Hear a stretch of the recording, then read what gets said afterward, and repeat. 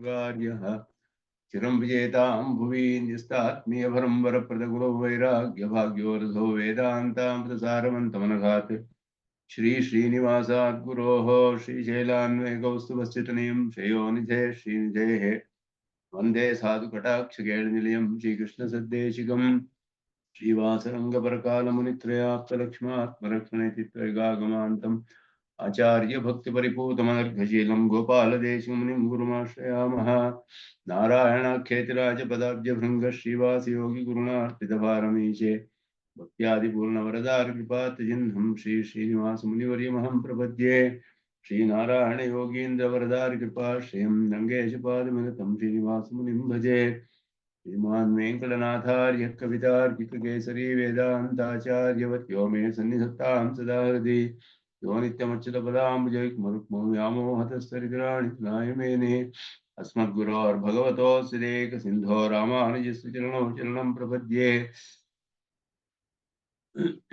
श्रीकृष्ण ब्रह्मतंत्रोत्तम गुरुकरुणावाप्तचक्राङ्कभाष्यं वैराग्याचारवार्धौ वर्धपदमुखे लक्ष्मणेऽन्यस्तुभागम् श्रीवागीशात्तुर्यं फलिर्पैतिराड्वेदचूडार्यमूर्तं श्रीरङ्गनाथं कलिर्पुमनिगं ब्रह्मतन्त्रं श्रयामः श्रीतुर्गवदनपादौ सन्ततपरिचरणमात्तपरमार्थः जेतु श्रीमानभिवरङ्गेऽन्त ब्रह्मदन्तपरकालः इतीन्द्रभाष्यार्थाय व्याख्यानेन दर्शिताः वरं सुदर्शनार्यं तं वन्दे गोरकुलाधिपं वरदं विरदाद्रीशं श्रीनिधिं करुणानिधिं शरण्यं चरणं यामि प्रणतात्यहरं हरिं वैरन्तस्थमश्चेदि ज्योतिर्वन्दे सुदर्शनं येन व्याहृतसर्वब्रह्मस्सु लक्ष्मीधरं विदुः सम्यक् न्यायकलापेन महता भारतेन च उपब्रमितवेदाय नमो व्यासाय विष्णवे तस्मै रामानुजार्याय नमः कर्मयोगिने श्रुतिस्मृतिसूत्राणां तज्ज्वरं शीशमते वन्देऽहं वरदार्यं तं वत्साभिजनभूषणम् भाष्यामृतप्रदानाद्यः सञ्जीवयति मामपि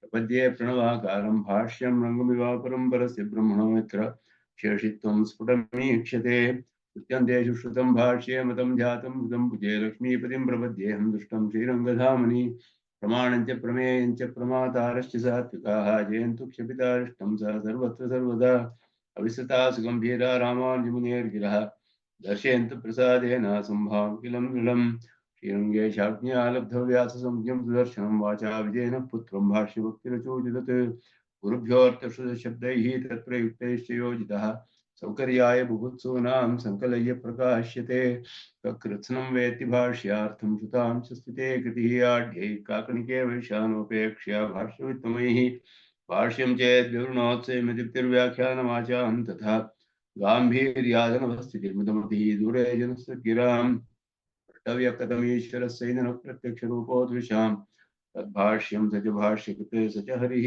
सम्यक् प्रसीदन्तु नः ॐ शन्नो मित्रशं वरुणः शन्नो भवत्वद्यमा शन्न इन्द्रो बृहस्पतिः शन्नो विष्णुरुक्रमः नमो ब्रह्मणे नमस्ते वायो त्वमेव प्रत्यक्षं ब्रह्मासि त्वामेव प्रत्यक्षं ब्रह्म वदिष्यामि ऋतं वदिष्यामि सत्यं वदिष्यामि तन्मामवतु तद्वक्तारमवतु अवतु माम् अवतु वक्तारम् ॐ शान्ति शान्ति शान्तिः अखिलभो न जन्मस्थेम भङ्गादिलीले वृतविविधभूतपुरातरक्षैकदीक्षे श्रुतिशिरसि विदीप्ते ब्रह्मणि श्रीनिवासे भवतु मम परस्मिन् शेमुषी भक्तिरूपा पाराशर्यवचःसुधापनिषद्दुग्धाब्धिमध्योतृताम् संसाराग्निविदीपनं विपगतप्राणात्मसञ्जीविनीं पूर्वाचारसुरक्षितां भौमतिव्याघातदूरस्थितामानीतां निजाक्षरैः सुमनसो भौमाप्तिबन्धन्महम्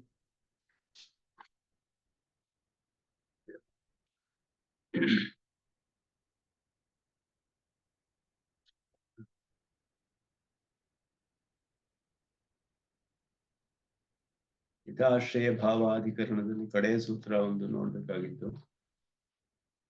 ದರ್ಶನಾಚ ಅಂತ ಹೇಳ್ಬಿಟ್ಟು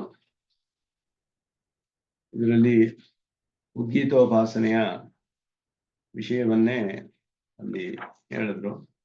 ಉದ್ಗೀತೋಪಾಸನೆ ಅನ್ನೋದು ನಿಯಮವಾಗಿ ಎಲ್ಲ ಕಡೆಯೂ ಮಾಡಬೇಕೆ, ಇಲ್ಲವೇ ಎಲ್ಲೆಲ್ಲಿ ಹೇಳಿದ್ಯೋ ಅಲ್ಲಿ ಮಾತ್ರವೇ ಅಂತ ಹೇಳಿದ್ರೆ ಎಲ್ಲೆಲ್ಲಿ ಹೇಳಿದ್ಯೋ ಅಲ್ಲಿ ಮಾತ್ರವೇ.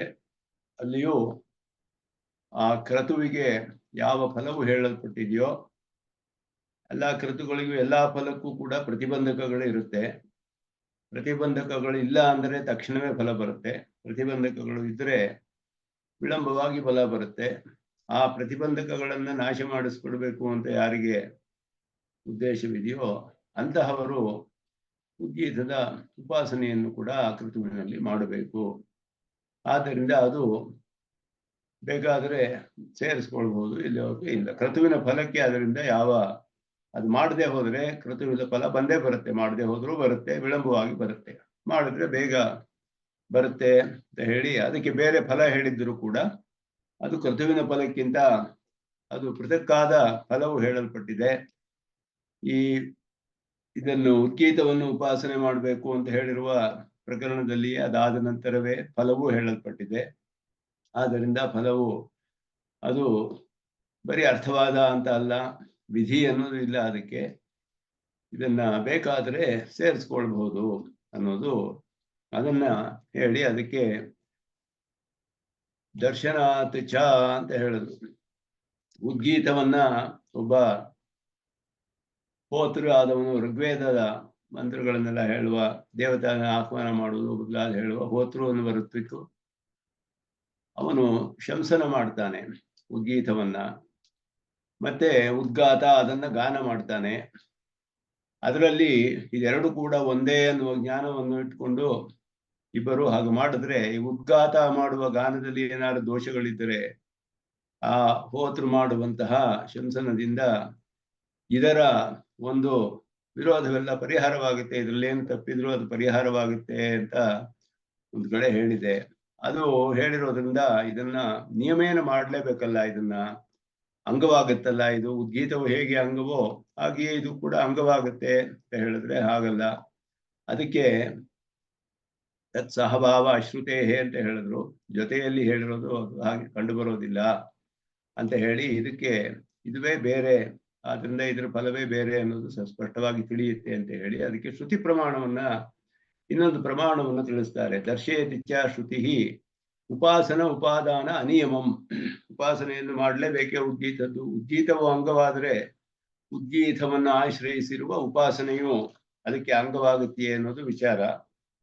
ಆದರೆ ಅದರಲ್ಲಿ ನಿಯಮವಿಲ್ಲ. ಉದ್ಗೀತವು ಅಂಗವಾಗಿದ್ರು ಉದ್ಗೀತವನ್ನು ಆಶ್ರಯಿಸುವ ಉಪಾಸನೆಯು ಬೇಕಾದರೆ ಮಾಡಬಹುದು ಅನ್ನುವ ವಿಚಾರವನ್ನು, ಆ ರೀತಿ ನಿಯಮವಿಲ್ಲ ಮಾಡಲೇಬೇಕು ಅನ್ನೋದಕ್ಕೆ ಇನ್ನೊಂದು ಪ್ರಮಾಣವನ್ನು ತೋರಿಸ್ತಾರೆ. ಏವಂ ವಿದ್ಧವೈ ಬ್ರಹ್ಮ ಯಜ್ಞಂ ಯಜಮಾನಂ ಸರ್ವಾಂಶ ಋತ್ವಿಜಃ ಅಭಿರಕ್ಷತಿ. ಬ್ರಹ್ಮಣಃ ವೇದನೇನ ಸರ್ವೇಷಾಂ ರಕ್ಷಣಂ ಬ್ರುವತಿ. ಬ್ರಹ್ಮಣಃ ವೇದನೇನ ಅಂದ್ರೆ ಅವನು ಉಪಾಸನೆಯಿಂದ ಅಂತ ಅರ್ಥ. ಮಾನಸಿಕವಾಗಿ ಬ್ರಹ್ಮನು ಕರ್ಮಗಳಲ್ಲಿ ಬ್ರಹ್ಮನು ಮಾತಾಡಬಾರದು ಅಂತ ನಿಯಮವಿದೆ.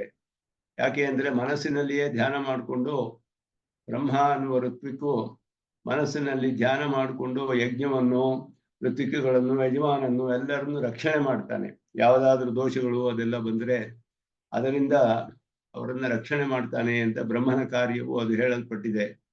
ಅವನು ಧ್ಯಾನ ಮಾಡಿಕೊಂಡು ಧ್ಯಾನದ ಮೂಲಕ ಎಲ್ಲರನ್ನು ರಕ್ಷಣೆ ಮಾಡ್ತಾನೆ, ಅವನು ಯಜ್ಞಗಳನ್ನ ರಕ್ಷಿಸುವವನು ಅಂತ ಹೇಳಿ. ಆದ್ರಿಂದ ಇಲ್ಲಿ ಉದ್ಗಾತೃ ಪ್ರಭೃತೀನಾಂ ವೇದನಸ್ಯ ಅನಿಯಮೇ ಸತಿ ಏತತ್ ಉಪಪದ್ಯತೆ. ಉದ್ಗಾತನೇ ಉಪಾಸನೆ ಮಾಡಬೇಕು ಅಂತ ಒಂದು ನಿಯಮವಿದ್ದರೆ ಬ್ರಹ್ಮನು ಮತ್ತೆ ಈ ಒಂದು ಉಪಾಸನೆಯನ್ನು ಮಾಡಿ ರಜ್ಯವನ್ನೆಲ್ಲ ರಕ್ಷಿಸೋದು ಅನ್ನೋದು ಸರಿ ಹೋಗೋದಿಲ್ಲ. ಉದ್ಗಾತೃವಿನ ಉಪಾಸನೆಯಿಂದಲೇ ಹೋತೃವಿನಲ್ಲಿ ಆಗುವ ದೋಷವೆಲ್ಲ ನಾಶವಾಗುತ್ತೆ ಅಂತ ಹೇಳಿದ್ರೆ ಬ್ರಹ್ಮನಿಂದ ಎಲ್ಲವೂ ರಕ್ಷಿಸಲ್ಪಡೋದ್ರಿಂದ ಉದ್ಗಾತನೇ ಮಾಡಬೇಕು ಅನ್ನೋ ನಿಯಮವಿಲ್ಲ. ಉದ್ಗಾತ ಇಲ್ಲದೆ ಹೋದ್ರು ಬ್ರಹ್ಮನು ಅದನ್ನ ಮಾಡ್ತಾನೆ ಅಂತ ಹೇಳಿರೋದ್ರಿಂದಲೂ ಕೂಡ ಈ ಉದ್ಗಾತ ಮಾಡುವ ಉದ್ಗೀತದ ಉಪಾಸನೆ ಅಂತ ಹೇಳುವಂತ ಅದಕ್ಕೆ ನಿಯಮವಾಗಿ ಮಾಡಲೇಬೇಕು ಅನ್ನುವುದು ಇಲ್ಲ. ಅದಕ್ಕೆ ಬೇರೆ ಫಲವೂ ಹೇಳಿದೆ. ಇದು ಯಜ್ಞದ ರಕ್ಷಣೆ ಅಲ್ಲ ಫಲ. ಇದರ ಫಲ ಏನು ಅಂತ ಹೇಳಿದ್ರೆ ವೀರ್ಯವತ್ತರತ್ವ ಅನ್ನೋದು ಉಂಟಾಗುತ್ತೆ ಕ್ರತುವಿಗೆ, ಶೀಘ್ರ ಫಲಕಾರಿಯಾಗುತ್ತೆ ಅನ್ನೋದು ಅಷ್ಟೇ ಅಂತ ಹೇಳಿ ಇದು ಈ ಚಿಹ್ನೆಯಿಂದ ಅನೇನ ಲಿಂಗೇನ ಪೂರ್ವೋಕ್ತಾನಾಂ ಸಮಾಹಾರಾದಿ ಲಿಂಗಾನಾಂ ಪ್ರಾಯಿಕತ್ವಂ ಅವಗಮ್ಯತೆ. ಸಮಾಹಾರ ಅಂದ್ರೆ ಸರಿಪಡಿಸೋದು ಅಂತ ಅರ್ಥ. ಉದ್ಗಾತೃವಿನ ಉಪಾಸನೆಯನ್ನು ಸರಿಪಡಿಸುತ್ತೆ ದೋಷಗಳನ್ನ ಅಂತ ಹೇಳುವಂತಹ ಅದು ಸಾಮಾನ್ಯವಾಗಿ ಹೇಳಲ್ಪಟ್ಟಿದೆಯೇ ಹೊರತು ಮಾಡಲೇಬೇಕು ಅನ್ನೋ ನಿಯಮವಿಲ್ಲ ಅನ್ನೋದನ್ನ ಇಲ್ಲಿ ತಿಳಿಸ್ತಾರೆ. ಅತಃ ಅನಿಯಮ ಏವ ಇತಿ ಸ್ಥಿತಂ. ಉದ್ಗೀತದ ಉಪಾಸನೆ ಪ್ರಾಸಂಗಿಕವಾಗಿ ಉದ್ಗೀತ ಉಪಾಸನೆಯಲ್ಲಿ ಅನೇಕ ಪ್ರಶ್ನೆಗಳು ಬರುತ್ತೆ. ಯಾಕೆಂದ್ರೆ ಉದ್ಗೀತದ ಉಪಾಸನೆ ಒಂದು ಕರ್ಮಕ್ಕೆ ಅಂಗವಾಗಿದೆ. ಅದು ಉಪಾಸನೆ ಅನ್ನೋದು ಕರ್ಮಕ್ಕೆ ಅಂಗವಾಗಿದೆ. ಮೂರನೇ ಪಾದದಲ್ಲಿ ಈಗ ಮುಂದೆ ಮೂರನೇ ಪಾದದಲ್ಲಿ ಅಂಗಿ ಆದ ಉಪಾಸನೆಯ ವಿಷಯವನ್ನ ಪ್ರತಿಪಾದನೆ ಮಾಡಿದ್ರು ಬಾದರಾಯಣರು. ಪರಮಾತ್ಮನ ಪಡೆದುಕೊಳ್ಳೋದಕ್ಕೆ ಸಾಧನವಾಗಿ ಉಪನಿಷತ್ತುಗಳಲ್ಲಿ ವಿಧಿಸಲ್ಪಟ್ಟ ಉಪಾಸನೆ ಎನ್ನುವುದಕ್ಕೆ ಅದು ಅಂಗಿ ಎಂದು ಹೇಳಲ್ಪಟ್ಟಿದೆ, ಪ್ರಧಾನವಾದದ್ದು. ಅದಕ್ಕೆ ಅಂಗವಾಗಿ ಕರ್ಮಗಳು ಬರುತ್ತೆ. ಅದು ಯಾವ ಯಾವ ಕರ್ಮಗಳು ಯಾವ ಯಾವ ಉಪಾಸನೆಗೆ ಬೇಕಾದಷ್ಟು ಹೇಳಲ್ಪಟ್ಟಿದೆ. ನಿತ್ಯ ನೈಮಿತ್ತಿಕ ಕರ್ಮಗಳಿಗೂ ಎಲ್ಲಕ್ಕೂ ಅಂಗವಾಗುತ್ತೆ. ಅದಕ್ಕೆ ಮೇಲೆ ಅರ್ಚಿರಾದಿ ಗತಿ ಚಿಂತನೆ ಮೊದಲಾದದ್ದೆಲ್ಲ ಉಪಾಸನೆಗಳಿಗೆ ಹೇಳಲ್ಪಟ್ಟಿವೆ. ಆದ್ದರಿಂದ ಉಪಾಸನೆಯೇ ಪ್ರಧಾನವಾದದ್ರಿಂದ ಅಂಗಿಯಾದ ಪ್ರಧಾನವಾದ ಉಪಾಸನೆಯ ವಿಷಯವನ್ನು ಮೊದಲು ಪ್ರತಿಪಾದನೆ ಮಾಡಿದ್ರು. ಆ ಉಪಾಸನೆ ವಿಷಯ ಪ್ರತಿಪಾದನೆ ಮಾಡುವಾಗ ಕೆಲವು ಕಡೆ ಈ ಉಪಾಸನೆಯು ಕರ್ಮಕ್ಕೆ ಅಂಗ ಅಂತ ತೋರ್ಬರುವ ಕಡೆ ಇರುವ ವಿರೋಧಗಳನ್ನ ಪರಿಹಾರ ಮಾಡ್ತಾರೆ. ಅದು ಬೇರೆ ಫಲಕ್ಕೋಸ್ಕರ, ಮೋಕ್ಷ ಫಲಕ್ಕಲ್ಲ, ಮೊದಲಾದದೆಲ್ಲ ಉದ್ಗೀತಾದಿ ಉಪಾಸನೆಗಳ ವಿಷಯಗಳನ್ನ ಇಲ್ಲಿ ವಿಚಾರ ಮಾಡ್ತಾರೆ ಪ್ರಾಸಂಗಿಕವಾಗಿ. ಅದಾದ ಮೇಲೆ ಈಗ ಅಂಗವಾದ ಕರ್ಮದ ವಿಷಯವನ್ನ ಈಗ ಚಿಂತನೆ ಮಾಡ್ತಾರೆ. ಪುರುಷಾರ್ಥಾಧಿಕರಣ ಅಂತ ಹೇಳ್ಬಿಟ್ಟು 3ನೇ ಅಧ್ಯಾಯದ 4ನೇ ಪಾದ ಅಂಗವಾದ ಕರ್ಮದ ವಿಚಾರ ಇಲ್ಲಿ ನಿಶ್ಚಯ ಮಾಡಿ, ಮೊದಲು ಇದಕ್ಕೆ ಪೂರ್ವಮೀಮಾಂಸಕರ ಪೂರ್ವ ಪಕ್ಷ. ಅದರಲ್ಲಿ ಕರ್ಮ ಅನ್ನೋದು ಹೇಗೆ ಅಂಗವಾಗಿ ಬರುತ್ತೆ, ಯಾವ ಯಾವ ಕರ್ಮಗಳು ಅಂದ್ರೆ ನಿತ್ಯ ನೈಮಿತ್ತಿಕ ಕರ್ಮಗಳು ಅಂಗವಾಗುತ್ತೆ, ಶಮದಮಾದಿಗಳೆಲ್ಲ ಅಂಗವಾಗುತ್ತೆ ಉಪಾಸನೆಗೆ. ಇದೆಲ್ಲ ಕೂಡ ಹೇಳಲ್ಪಟ್ಟಿದೆ. ಪಾಂಡಿತ್ಯ, ಬಾಲ್ಯ ಮೊದಲಾದದ್ದು, ಅನುಸಂಧಾನ ಮಾಡೋದು, ಮನನ ಮಾಡುವುದು, ಇದೆಲ್ಲ ಅಂಗವಾಗಿ ಹೇಳಲ್ಪಟ್ಟಿದೆ. ಈ ವಿಚಾರವೆಲ್ಲ ಇಲ್ಲಿ ಬರುತ್ತೆ. ಮತ್ತೆ ಉಪಾಸನೆಗೆ ಯಾರೆಲ್ಲ ಅಧಿಕಾರಿಗಳು, ಈ ವಿಷಯವೂ ಕೂಡ ಈ ಪಾದದಲ್ಲಿ ವಿಚಾರ ಮಾಡ್ತಾರೆ. ಸನ್ಯಾಸಿಗಳಿಗೆ ಅಧಿಕಾರವಿದೆಯೇ, ವಿದುರರಿಗೆ ಅಧಿಕಾರವಿದೆಯೇ ಮೊದಲಾದ ವಿಷಯಗಳೆಲ್ಲ ಇಲ್ಲಿ ಬರುತ್ತೆ. ಕರ್ಮದ ಪ್ರಾಧಾನ್ಯವನ್ನೇ ಇಟ್ಟುಕೊಂಡು ಅದರ ದೃಷ್ಟಿಯಿಂದ ಮಾಡ್ತಾರೆ. ಸನ್ಯಾಸಿಗಳಿಗೆ ಅಗ್ನಿ ಕರ್ಮಗಳು ಇಲ್ಲ ಅಂತ ಹೇಳಿದೆಯಲ್ಲ, ಕರ್ಮವೇ ಪ್ರಧಾನವಾದರೆ ಸನ್ಯಾಸಿಗಳಿಗೆ ಇದೆಯೇ, ಸನ್ಯಾಸಿಗಳೇ ಇದ್ರೆ ಗೃಹಸ್ಥರು ಯಾಕೆ ಕರ್ಮ ಮಾಡಬೇಕು, ಈ ತರ ವಿಚಾರಗಳು ಕೂಡ ಈ ಪಾದದಲ್ಲಿ ವಿಚಾರ ಮಾಡ್ತಾರೆ. ಒಟ್ಟಿನಲ್ಲಿ ಉಪಾಸನೆಗೆ ಅಂಗವಾದ ಕರ್ಮದ ವಿಚಾರ, ಆ ವಿಚಾರ ಇವಾಗ ಮಾಡಬೇಕು. ಆ ವಿಚಾರ ಮಾಡುವುದಕ್ಕೆ ಮೊದಲು ಕರ್ಮವೇ ಉಪಾಸನೆಯೇ ಪ್ರಧಾನ ಅನ್ನೋದ್ರ ಬಗ್ಗೆಯೇ ಇರುವ ಆಕ್ಷೇಪವನ್ನು ಮೊದಲು ಪರೀಕ್ಷೆ ಮಾಡಿ ಪರಿಹಾರ ಮಾಡ್ತಾರೆ. ಪೂರ್ವಮೀಮಾಂಸಕರು ಹೇಳೋದು ಕರ್ಮವೇ ಪ್ರಧಾನ, ಉಪಾಸನೆ ಅಲ್ಲ ಅಂತ ಅವರು ಹೇಳ್ತಾರೆ. ಬಾದರಾಯಣರ ಶಿಷ್ಯರಾದ ಜೈಮಿನಿ ಅವರ ಅಭಿಪ್ರಾಯ ಅಂತ ಬಾದರಾಯಣರು ಹೇಳ್ತಾರೆ. ಅದಕ್ಕೆ ಮೊದಲು ಅವ್ರು ಹೇಳಿದ್ರು, ನನ್ನ ಅಭಿಪ್ರಾಯವನ್ನು ಹೇಳ್ಬಿಡ್ತೀನಿ. ಬಾದರಾಯಣರು ತಮ್ಮ ಅಭಿಪ್ರಾಯವನ್ನು ಹೇಳ್ತಾರೆ. ಪುರುಷಾರ್ಥ ಅತಃ ಶಬ್ದಾದಿತಿ ಬಾದರಾಯಣ ಪುರುಷಾರ್ಥ ಅತಃ. ಅತಃ ಅಂದ್ರೆ ಅದರಿಂದಲೇ. ಅದರಿಂದಲೇ ಅಂದ್ರೆ ಯಾವುದು ಅಂದ್ರೆ ಇದುವರೆಗೂ ಒಂದು 3ನೇ ಪಾದದಲ್ಲೆಲ್ಲ ಚಿಂತನೆ ಮಾಡಿದ ಉಪಾಸನೆಯಿಂದ ಅಂತ ಅರ್ಥ. ಪುರುಷಾರ್ಥವು ಉಪಾಸನೆಯಿಂದಲೇ. ಪುರುಷಾರ್ಥ ಅಂದ್ರೆ ಪ್ರಯೋಜನ, ಫಲ ಬರುವಂತಹದ್ದು ಉಪಾಸನೆಯಿಂದಲೇ. ಮೋಕ್ಷ ಫಲ ಹೇಳಿರೋದು ಉಪಾಸನೆಗೆ ಹೇಳಿದೆ. ಆ ಫಲಕ್ಕೆ ಉಪಾಸನೆಯಿಂದ ಬರುತ್ತೆ ಅಂತ ಹೇಳಿದ್ರೆ ಇದು ಕಡೆಯಲ್ಲಿ ಎಲ್ಲ ಪರಮಾತ್ಮನ ಅನುಗ್ರಹ ಅನ್ನೋದು ಇದ್ದೇ ಇದೆ. ಆದರೆ ಇಲ್ಲಿ ಕರ್ಮ ಮತ್ತೆ ಉಪಾಸನೆಯ ವಿಚಾರವನ್ನು, ಅಂಗಾಂಗಿ ಭಾವವನ್ನು ವಿಚಾರ ಮಾಡುವಾಗ ಉಪಾಸನೆಯೇ ಪ್ರಧಾನ, ಉಪಾಸನೆಯಿಂದಲೇ ಫಲವೇ ಹೊರತು ಕರ್ಮದಿಂದಲೇ ಪುರುಷಾರ್ಥವಿಲ್ಲ ಅನ್ನೋದನ್ನ ಮೊದಲು ಬಾದರಾಯಣರು ತಮ್ಮ ಮತವನ್ನ, ನಾನು ಬಾದರಾಯಣನ ಹೇಳ್ತಾ ಇದ್ದೀನಿ, ಪ್ರಾಮಾಣಿಕವಾದದ್ದು ಒಂದು ತಿಳಿಯುತ್ತೆ ಇದರಲ್ಲಿ. ಬಾದರಾಯಣರು ಹೇಳಿದ್ರು, ಬಾದರಾಯಣ ಅಂತ ತಮ್ಮ ಹೆಸರನ್ನು ಹೇಳಿ ಇದು ಪ್ರಾಮಾಣಿಕವಾದದ್ದು ನನ್ನ ಮತ ಅನ್ನೋದು ತಿಳಿಯುತ್ತೆ ಅಂತ ಹೇಳಿದ್ರು. ಇದರಲ್ಲಿ ಉತ್ತಮೂರು ಸ್ವಾಮಿಗಳು ವ್ಯಾಖ್ಯಾನ ಮಾಡುವಾಗ ಹೇಳ್ತಾರೆ, ಜೈಮಿನಿ ಬಾದರಾಯಣರು ಶಿಷ್ಯರಾಗಿದ್ದು ಅವರೇ ಪೂರ್ವ ಪಕ್ಷ, ಅವರು ಬ್ರಹ್ಮನನ್ನು ಒಪ್ಪಲಿಲ್ವಲ್ಲ, ಇದು ಹೇಗೆ ಅಂದ್ರೆ ಶಿಷ್ಯರಾಗಕ್ಕೆ ಮೊದಲ ಕಾಲದಲ್ಲಿ ಅವರು ನಿರೀಶ್ವರವಾದವನ್ನು ಹೇಳಿರ್ಬೋದು, ಆಮೇಲೆ ಈಶ್ವರನೆಲ್ಲ ಒಪ್ಕೊಂಡಿದ್ದಾರೆ ಅನ್ನೋದು ಬಾದರಾಯಣರೇ ತಿಳಿಸ್ತಾರೆ. ಆದ್ದರಿಂದ ಅದು ಮೊದಲು ಹೇಳಿದ ವಿಷಯದ ಅದರಲ್ಲಿ ಮಾಡಿದ ಸೂತ್ರಗಳಲ್ಲಿ ಅವರು ಹೇಳಲಿಲ್ಲ.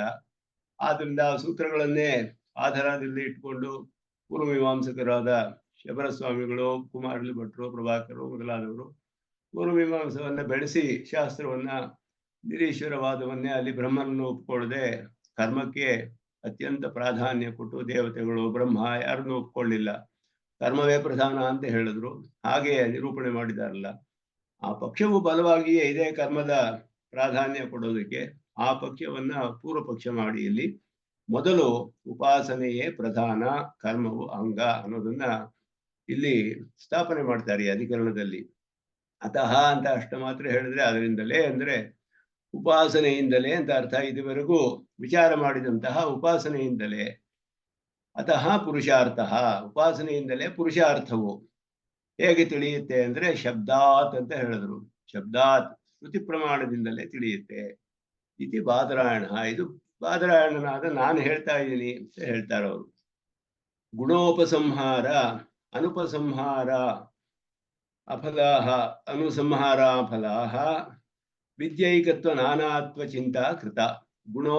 ಗುಣೋಪಸಂಹಾರ ಅನುಪಸಂಹಾರ ಫಲಾಹ, ಗುಣವನ್ನು ಉಪಸಂಹಾರ ಮಾಡ್ಕೊಳ್ಳೋದು, ಉಪಸಂಹಾರ ಮಾಡ್ಕೊಳ್ಳದೆ ಕಡೆ ಎಲ್ಲೆಲ್ಲಿ ಮಾಡ್ಕೊಳಕ್ಕಾಗಲ್ಲ, ಎಲ್ಲೆಲ್ಲಿ ಮಾಡ್ಕೊಳ್ಬೇಕು, ಎಲ್ಲೆಲ್ಲಿ ವಿದ್ಯಾ ಐಕ್ಯವಿದೆ ಅಲ್ಲಿ ಗುಣಗಳನ್ನೆಲ್ಲ ಸೇರಿಸ್ಕೊಳ್ಬೇಕು, ಎಲ್ಲ ಕಡೆಯೂ ಹೇಳಿರೋದು. ಎಲ್ಲಿ ವಿದ್ಯಾ ಭೇದವಿದೆ ಅಲ್ಲಿ ಅದು ವಿಕಲ್ಪವಾಗುತ್ತೆ. ಇದನ್ನೆಲ್ಲ ವಿದ್ಯೆ ಏಕವೇ ನಾನಾತ್ವವೇ, ಅದನ್ನೆಲ್ಲ ವಿದ್ಯಾ ಏಕತ್ವ ನಾನಾತ್ವ ಬ್ರಹ್ಮವಿದ್ಯೆಗಳು ನಾನಾ ಶಬ್ದಾದಿ ಭೇದ ಮೊದಲಾದ ಸೂತ್ರಗಳಿಂದೆಲ್ಲ ಅದರ ಚಿಂತೆಯನ್ನೆಲ್ಲ ಮಾಡಿದ್ರು.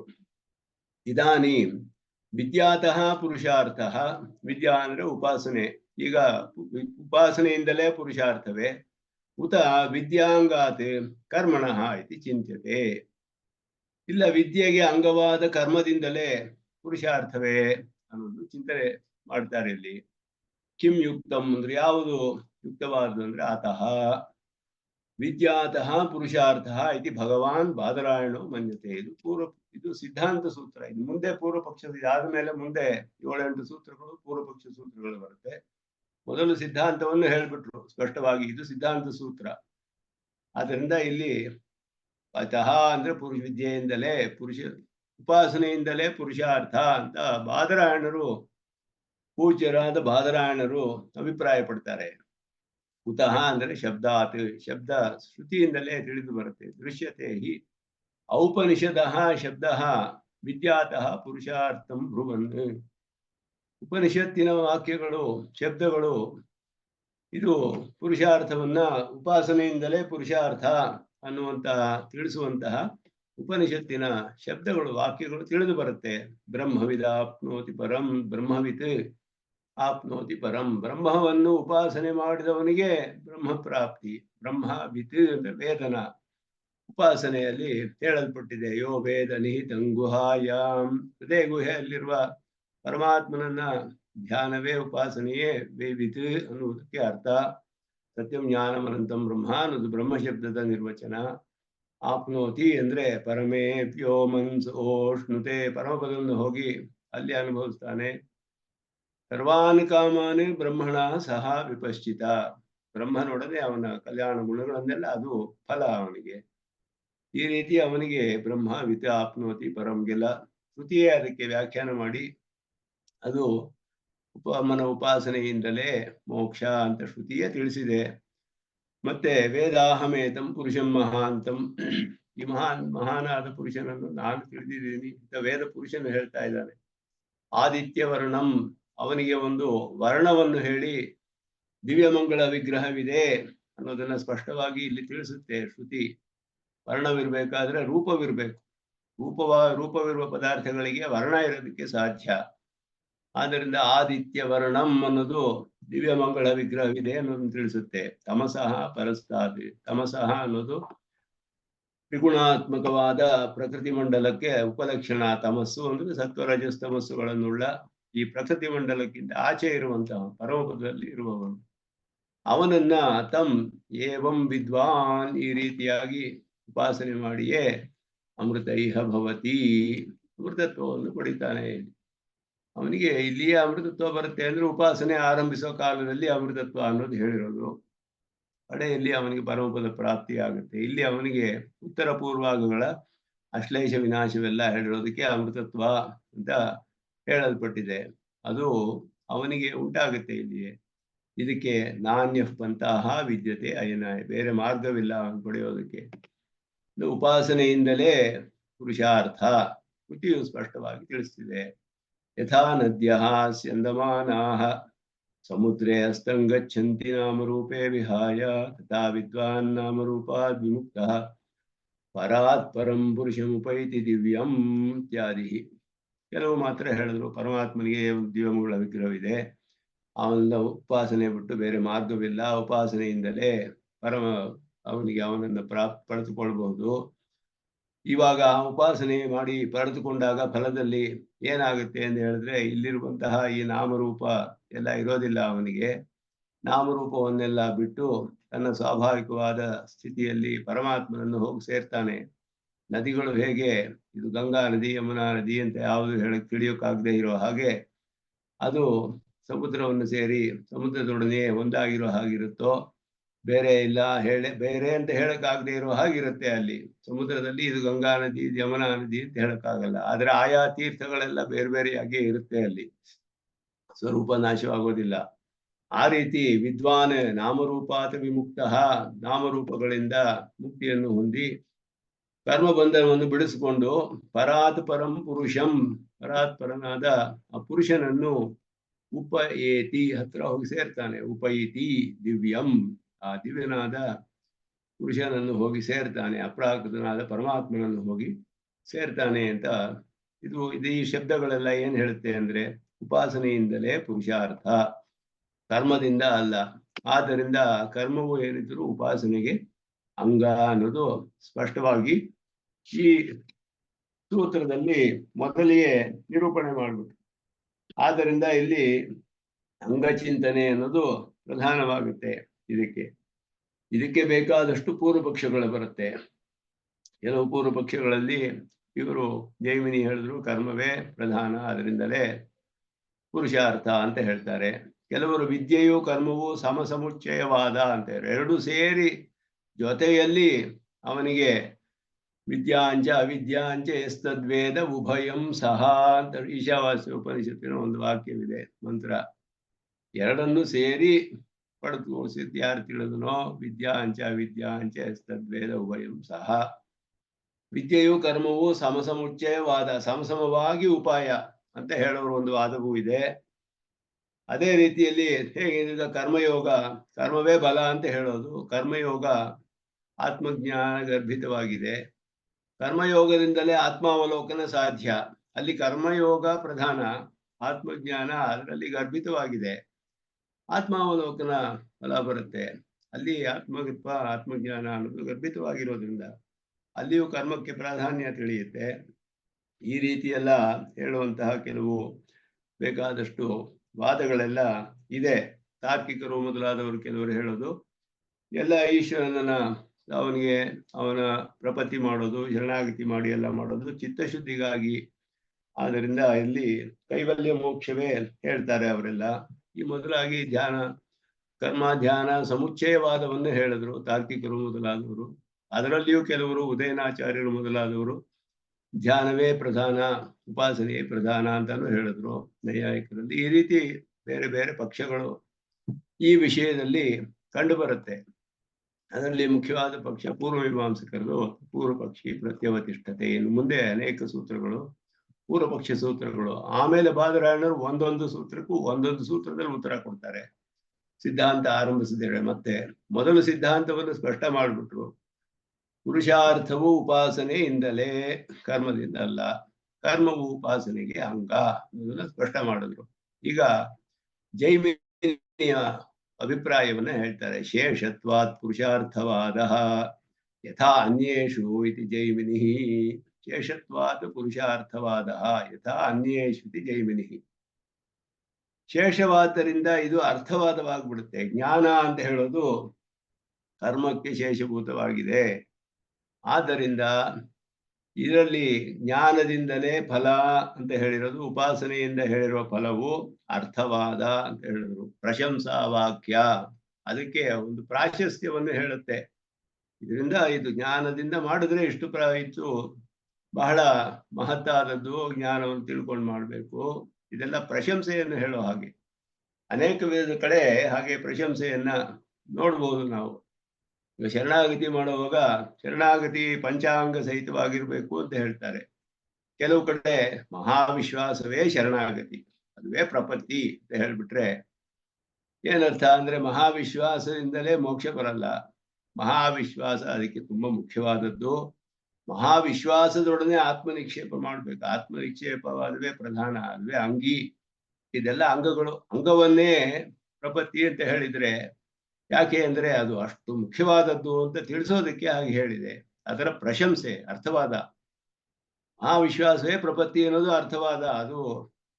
ಅದು ಪೂರ್ಣವಾಗಿ ಸತ್ಯವಲ್ಲ. ಅದು ಮುಖ್ಯ ಅನ್ನೋದು ಅದು ಒಂದು ಅಂಗವಾಗುತ್ತೆ ಅಷ್ಟೇ. ಮಹಾವಿಶ್ವಾಸದೊಡನೆ ಆತ್ಮನಿಕ್ಷೇಪ ಮಾಡೋದು ಪ್ರಪತ್ತಿ ಆಗುತ್ತೆ. ಹೀಗೆ ಅನೇಕ ಕಡೆ ನಾವು ಅರ್ಥವಾದಗಳನ್ನು ನೋಡಬಹುದು. ಪ್ರಶಂಸಾ ವಾಕ್ಯಗಳು ಹೇಳೋದು ಅರ್ಥವಾದ ವಾಕ್ಯಗಳು ವೇದದಲ್ಲಿ ಅನೇಕವಾಗಿದೆ. ಪೂರ್ವಮೀಮಾಂಸಕರ ಪ್ರಕಾರ ಮೋಕ್ಷ ಫಲ ಇದೆಲ್ಲ ಹೇಳಿದೆಯಲ್ಲ ಉಪನಿಷತ್ತುಗಳೆಲ್ಲ ಅರ್ಥವಾದಗಳು ಅಂತ ಹೇಳ್ತಾರೆ ಅವರು. ಕರ್ಮವನ್ನ ಪ್ರರೋಚನೆ ಮಾಡಕ್ಕೆ ಅದೆಲ್ಲ ಹೇಳಿದೆ. ಯಾಕೆ ಅಂದ್ರೆ ಕರ್ಮ ಮಾಡುವವನಿಗೆ ಆತ್ಮಜ್ಞಾನ ಅನ್ನೋದು ಒಂದು ಸಂಸ್ಕಾರವನ್ನು ಉಂಟು ಮಾಡುತ್ತೆ. ಆ ಸಂಸ್ಕಾರ ಉಂಟಾಗಿದ್ರೇನೆ ಅವನಿಗೆ ಕರ್ಮವನ್ನು ಮಾಡಿದ್ರೆ ಫಲವು ಸಿಗುತ್ತೆ. ಅವನಿಗೆ ಸಂಸ್ಕಾರ ಬೇಕು. ಅವನಿಗೆ ಆತ್ಮಜ್ಞಾನ ಅನ್ನುವ ಸಂಸ್ಕಾರ, ಅದನ್ನ ಒಂದು ಸಂಸ್ಕಾರ ಬರುತ್ತೆ. ಹೇಗೆ ಅಂದ್ರೆ ವ್ರೀಹೀನ್ ಪ್ರೋಕ್ಷತಿ ಅಂತ ಒಂದು ವಿಧಿ ಇದೆ. ವ್ರೀಹಿಯನ್ನ ತಗೊಂಬಂದು ಆ ಹವಿಸ್ಸು ಮಾಡೋದಕ್ಕೆ ತಗೊಂಬಂದುವಂತಹ ಅಕ್ಕಿ ಮೊದಲಾದ್ದೆಲ್ಲ ಭೂರ್ಭುವ ಸ್ವಹ ಅಂತ ಪ್ರೋಕ್ಷಿಸ್ಬೇಕು. ಓಂ ಭೂರ್ಭುವ ಸ್ವಹ ಅಂತ ಪ್ರೋಕ್ಷಣೆ ಮಾಡ್ಬೇಕು. ಅದಕ್ಕೆ ಪ್ರೋಕ್ಷಣೆ ಮಾಡಿದ್ರೆ ಅದರಲ್ಲಿ ಒಂದು ಸಂಸ್ಕಾರ ಉಂಟಾಗುತ್ತೆ, ಶುದ್ಧಿ ಆಗುತ್ತೆ. ಅದರಿಂದಲೇ ಅದನ್ನ ಮಾಡದೇ ಇದ್ರೆ ಫಲ ಬರೋದಿಲ್ಲ ಆ ಕರ್ಮಕ್ಕೆ. ವ್ರೀಹೀನ್ ಪ್ರೋಕ್ಷತಿ ಹೇಳೋ ಕಡೆ ಪ್ರೋಕ್ಷಣೆ ಮಾಡಲೇಬೇಕು, ಅದು ಅಂಗ.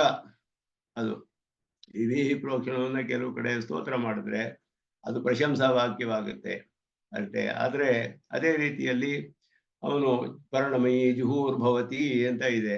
ಅತ್ತಿಮರದಿಂದಲೇ ಜುಹುವನ್ನು ಉಪಯೋಗಿಸ್ಬೇಕು. ಅತ್ತಿಮರದಿಂದ ಮಾಡಿದಂತಹ ಜುಹುವನ್ನು ಉಪಯೋಗಿಸ್ಬೇಕು. ಹವಿಸ್ಸನ್ನು ಸಮರ್ಪಣೆ ಮಾಡೋಕ್ಕೆ ಉಪಯೋಗಿಸುವ ಸಾಧನ. ಅವನಿಗೆ ಎಸ್ಯ ಪರ್ಣಮಯಿ ಜುಹೂರ್ಭವತಿ ನಸ ಪಾಪಂ ಶ್ಲೋಕಂ ಶೃಣೋತಿ ಅಂತ ಒಂದು ಕಡೆ ಇನ್ನೊಂದು ಕಡೆ ಬರುತ್ತೆ. ಅವನಿಗೆ ಯಾರು ನಿಂದೆ ಮಾಡೋದಿಲ್ಲ. ಹಂಗಾದ್ರೆ ನಿಂದೆ ಯಾರು ಮಾಡಬಾರ್ದು ಅಂತ ಇಷ್ಟ ಇದೆಯೋ ಅವ್ರು ಮಾತ್ರ ಅತ್ತಿಮರದ ಜುಹುವನ್ನು ಉಪಯೋಗಿಸ್ಬೇಕೆ? ಎಲ್ಲರೂ ಅತ್ತಿಮರದ ಜುಹುವನ್ನು ಉಪಯೋಗಿಸ್ಬೇಕೆ ಅಂದ್ರೆ ಎಲ್ಲರೂ ಉಪಯೋಗಿಸ್ಬೇಕು. ಈ ನಿಂದೆ ಮಾಡೋದಿಲ್ಲ ಅಂತ ಹೇಳಿರೋದು ಅರ್ಥವಾದ ಪ್ರಶಂಸಾ ವಾಕ್ಯ ಅಷ್ಟೇ ಅದಕ್ಕೆ ಅಂತ ನಿರ್ಣಯ ಮಾಡುದು. ಹೀಗೆ ಪ್ರಶಂಸಾ ವಾಕ್ಯಗಳು ಅನೇಕವಾಗಿ ಅರ್ಥವಾದಗಳೆಲ್ಲ ಇದೆ. ಈ ಕರ್ಮ ಮಾಡುವವನಿಗೆ ಆತ್ಮಜ್ಞಾನ ಅನ್ನೋದು ಒಂದು ಪ್ರಧಾನವಾದದ್ದು ಸಂಸ್ಕಾರ. ಆತ್ಮಜ್ಞಾನದಿಂದಲೇ ಮೋಕ್ಷ ಅಂತ ಹೇಳ್ಬಿಟ್ರೆ ಪ್ರಶಂಸೆ ಅಷ್ಟೇ ಅದು. ಯಾಕೆ ಅಂದ್ರೆ ಆ ಸಂಸ್ಕಾರ ಇಲ್ಲದೆ ಹೋದ್ರೆ ಕರ್ಮ ಪೂರ್ಣವಾಗೋದಿಲ್ಲ.